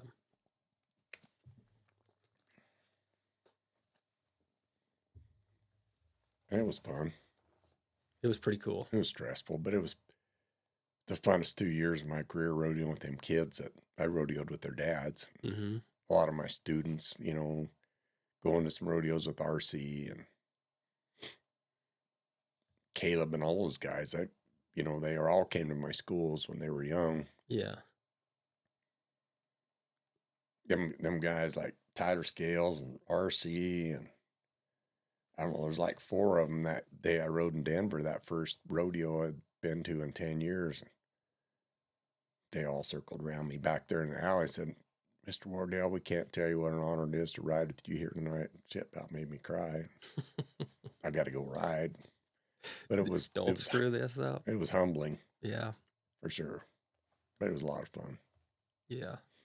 You just remembering that energy would go back to the having to retire. And to be able to come back 10 years later and feel that passion that you had that you thought was never going to be there ever again. Mm-hmm. Yeah, it was pretty cool. And with the exception of Daxton Field, I've never seen anybody draw that good as your comeback. Oh, yeah. Yeah. Oh, yeah, you're talking about Logandale. Logandale and somewhere else. Didn't you have Thunder Monkey that same year too? No, I never got on Thunder Monkey, but I had number 9 at Logandale and Spanish Fork. Mm-hmm. 9 Moons. 9 Moons. That's right. You had her twice. Yeah. She was the best one we had at the time. And I remember I texted you because that was only my second rodeo after the American deal. You said, you better come. I said, okay. Yeah. I think you sent me a video of Bobby on her at the finals. Yeah. And then, of course, Ike comes by and shoots. And I'm still a little nervous because, hell, I ain't been around forever. If you use a glove, you're cheating. Mm-hmm. I was like, yeah. He wasn't far from wrong, though. No, he wasn't. But, well, I mean, for an old guy, yeah, you got to use a glove. Yeah. Tilden, was it Tilden or Cole? I think it was Tilden told me a story about Ike. He went to that qualifier in Vegas last year for the American. Yeah. Because I went to the circuit finals. When Casey was getting on again to get to the American. And I guess, Ike's known Casey his whole life, was around Louis a lot. And the way the story goes from Tilden was that Ike walks up there to Casey. He's like, so you're coming out of retirement? Casey says, yes. Ike says, I came out of retirement once. Had the best horse on him. And this is what happened. Making a great bronc ride. Horses circling around right there in front of the buck and chutes. I'm going to win the rodeo. This is easy. Nothing to it. And all of a sudden, I lost my stirrup. He said, but there's no way she can go left when she gets to the fence. She's going to circle around to the right. And I said, I'll be damned if she didn't go left. First thing that hit the ground was my right ear. And then just slapped Casey on the back and said, well, good luck. Yeah. Casey wouldn't be afraid to do the same thing. Oh, no, absolutely not. Yeah, it wouldn't surprise me at all. Except why? Yeah. I remember when I rode at the circuit finals there, I got one of them Winston Tour gear bags from 1985, and I had never packed at rodeo. It was always just at home. So I thought, I'm gonna use this for a gear bag this year. So I got my Winston Tour gear bag sitting there at the circuit finals, and I'm over against the wall stretching, trying to limber up. Casey's walking around, and he looks at that gear bag. Louis probably had one. He probably did. Probably had a few of them. He looks at that, kind of gets down, reads it, kind of looking around. Oh, that's yours. Yeah, when'd you get that? 72? Go away, kid. You bother me. Yeah. Yeah, exactly. So, Livestock Selection Committee. What's the history on that? Where'd it come from? Why does it exist? What's your take on it? You know, I was still on the board when they came up with that idea. And the original committee was Sean Davis and Keith Martin, which I didn't know why they stuck Keith on there other than he was part of the PRCA. He was kind of the interim commissioner or whatever. But the basis for the whole thing, and then Clint Johnson was the original. So it was Clint and then Michael Gaughan, and I don't remember who all was on there. So there was only 4 guys. And then they came up with the video deal and all that. But they wanted to take some of the pressure off of the event reps. Because I could tell you, if I'd have saved all the nasty messages I got on my answering machine when I was event rep this time of year, before the list came out, I could make some people blush. But they wanted the event reps to have some kind of An out. Yeah. Instead of the 20 or 25 other guys that they've got. Yeah. And, as far as, and I think me and Clint and Robert are on that committee, and we take the job serious. We all show up with a book full of papers, and we try and not make any, because it's just like you said, some horses don't show worth a darn on video. And we try and not make any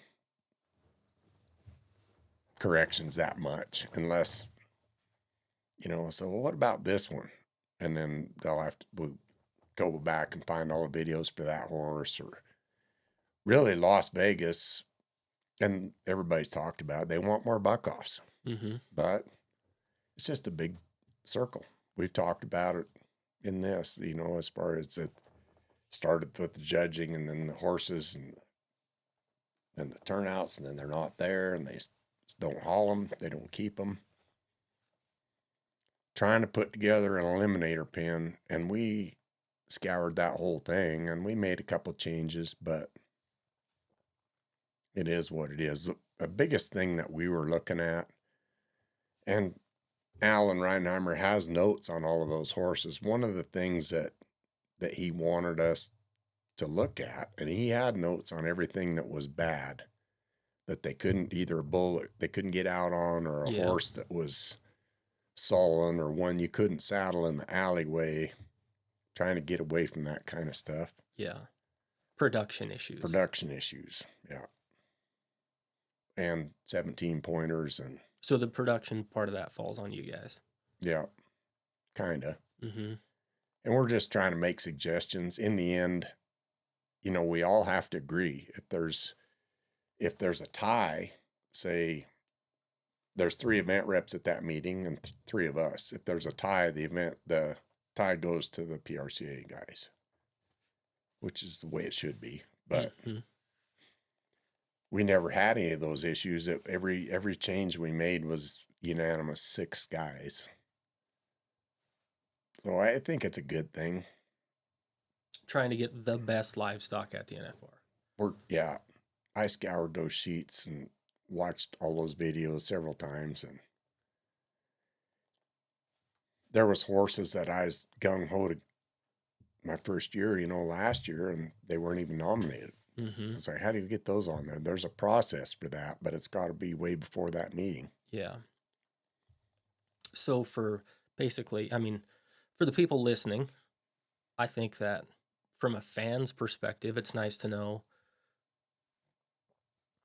how they're selected. That's one of the most common questions I get from educated rodeo people as a stock contractors. How do they pick them?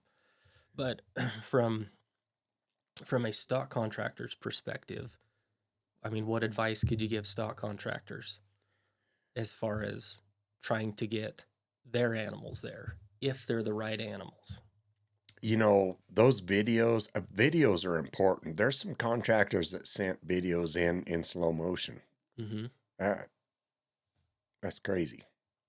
I don't recommend that because you can't tell anything from that. Yeah. But, you know, just my advice would be to find, because it seems to me like I get videos from cowboys. Cowboys have videos. They can pull up a video of a horse from anywhere. I would get a hold of some of them guys and get videos from them. Mm-hmm. And they're pretty high quality videos, and cowboys know what they want to see when they're taking those videos. That's a big thing. Yeah. The quality of video and where it's taken from is a lot in that deal. And like Clint and Robert and I tried to go to a few rodeos. That's why I called Billy to see if I could tie horses at Pendleton. And that's probably not a good place to watch horses, because some work there and some don't, and they're good horses. Like bucking them in a zoo. You never know what's going to work there. Yeah. But the other thing is, I just like Pendleton. It was always my favorite rodeo. Mm-hmm. It's just cool. Yeah. Do you think that the contestants are walking a fine line to losing control over selecting livestock? I don't know. I don't really. I don't see how they can, but you know, and me and Clint talked about it there. You know, if you look at the PBR and what Cody did all those years, Cody Lambert, I thought he did a phenomenal job. Picking all those bulls for all those PBR events. Mm-hmm. And I talked to Caleb about it, and I talked to Clint about it. I was like, at one point, people thought, well, the director shouldn't be rodeoing. I was going to ask you that too. And I can tell you, as a director that did that job for a couple of years when I wasn't rodeoing, yeah, it don't work. You have to be rodeoing to see them horses. Like, you try and go to a few, but I wasn't getting paid. Yeah. And to try and go to 20 rodeos is a big thing. Yeah. Like, I had to go to the tour finales and different rodeos, but yeah, 24,000 or whatever it is now, it doesn't go very far. No, it doesn't. When you're trying to go to 100 rodeos. I'm not so sure that you couldn't, and it's getting the right person too. Mm-hmm. But if in fact that it got away from the contestants, if you could find that guy in each event, he'd have to be dedicated, because that guy's gonna have to go to more rodeos than they are. And I think that one of the things that Cody had going for him is he was at every event, right? Yeah. But he controlled the stock list at every event leading up to that event. Yeah. And the bull stats, for whatever reason, are so much better than the bucking horse stats. And it's I just don't see how the contestants could lose control of that, because it just doesn't work. Yeah. Every contractor knows his horses inside and out, but you know, as somebody that's not rodeoing or not as a director, like, you got to rely on the contestants, and you got to rely on contestants that know the difference between a really good horse and a not so good horse. Yeah. You think most of the contestants pick them from their point of view as far as what they get along with? Oh, as a director, I could say that 100%. Yeah. Yeah. You know, there was certain guys that wanted to take the buckers. They didn't care if they got along with them or not. That's how the best is separated from the rest. And there's still guys like that now. But, you know, those buckers aren't there available as much. So Yeah. yeah, I think the system is pretty good. Yeah. There's always going to be winners and losers in that game. You know, they're just trying to make the best product they can make. Mm-hmm. And of course, the guys are going to pick the ones that they know that they can win on. But there is a handful of guys in there that want the best for the sport. Yeah. And they know they can ride the buckers, so they want to take them. Mm-hmm. Crave them. Yeah. Yeah. You know, Casey was one of those guys. He wanted the baddest one. Yeah. Was he ever part of the conversation when it came to picking livestock? I don't know, to be honest with you, because I never was around those guys when he was riding. Yeah. To see if he was in on those calls or. Yeah, a lot of people might not believe this. I don't give a shit. I stay completely out of the conversation when it comes time to pick horses for the NFR. A lot of contractors try to sway a vote one way or the other. I've heard of a lot of things that go on. Yeah. If you don't know mine by the time Pendleton's over, nothing I can say is going to help change anybody's mind. And I think that all I could possibly do is make myself look stupider, which I'm pretty good at anyway. But I did get a kick this year about a bareback rider at Pendleton.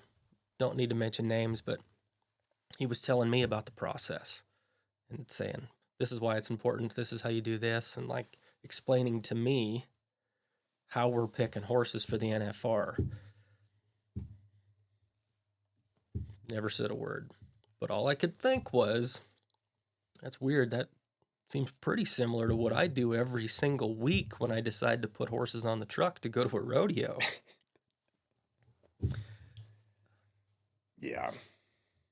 But it's just something they're not very familiar with. Yeah. And I think everybody blows it completely out of proportion to where, in my opinion, the director's job is to pick horses for the finals, but he's the representative. There's way more to that job than picking horses. Oh, yeah. Yeah, you got it. That's a lot to it. A lot more to it than people think. And it's a high pressure. It's a thankless. Yeah. Sorry job. Yeah. And all people think about is if one runs off the NFR, it's your fault. Or if you don't get your horse selected, it's your fault. Mm-hmm. Yeah. Yeah. I had guys that were my friends, stock contractors, just turn their back on me, wouldn't talk to me because it was all me. I was the reason they didn't come. Yeah. It's whatever, but you know, it wasn't when it would come down to certain horses that I had never seen. You know, there was 3 guys in this one circuit said, no, he ain't got nothing. Mm-hmm. They're riding there. 3 guys out of the 15 that saw all his horses, but it was my fault. Yeah. Yeah.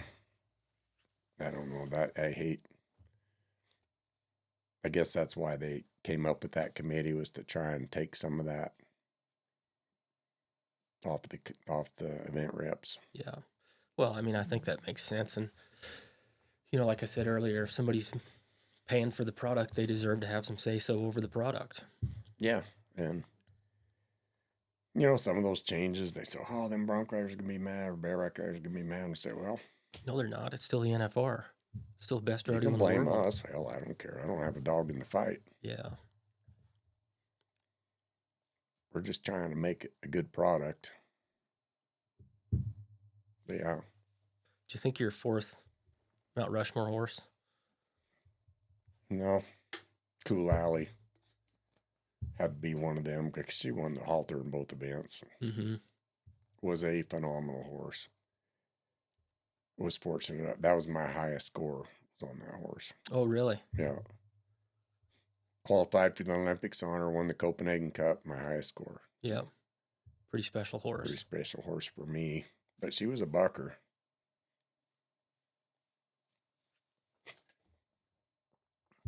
Craig at Midnight.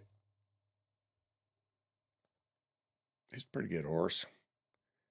But I think, like we talked about, Spring Fling, Black Tie, Cool Alley. Chester. Those horses made big marks. Mm-hmm. And I know there's some out there now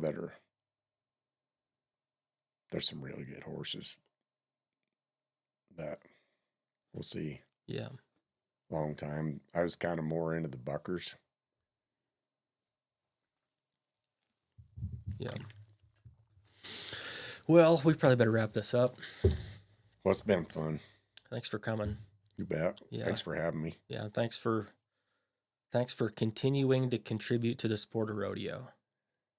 It's I love this sport just like you do, and I love trying to make a difference.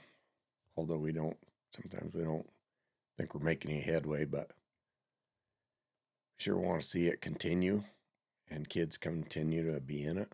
Mm-hmm. I don't think there's a better sport in the entire world, even though our pool is a little tiny thing. Heck, if kids could see what we saw. Yeah. Amen to that. If you could bottle that feeling when you got off a bareback course and you were 90 points, yeah, you'd be a billionaire. And the smell of the gloves. Yeah. Yeah. There's downsides, but there is to everything. Yeah. All right. Thanks, Kelly. Cool. Thank you.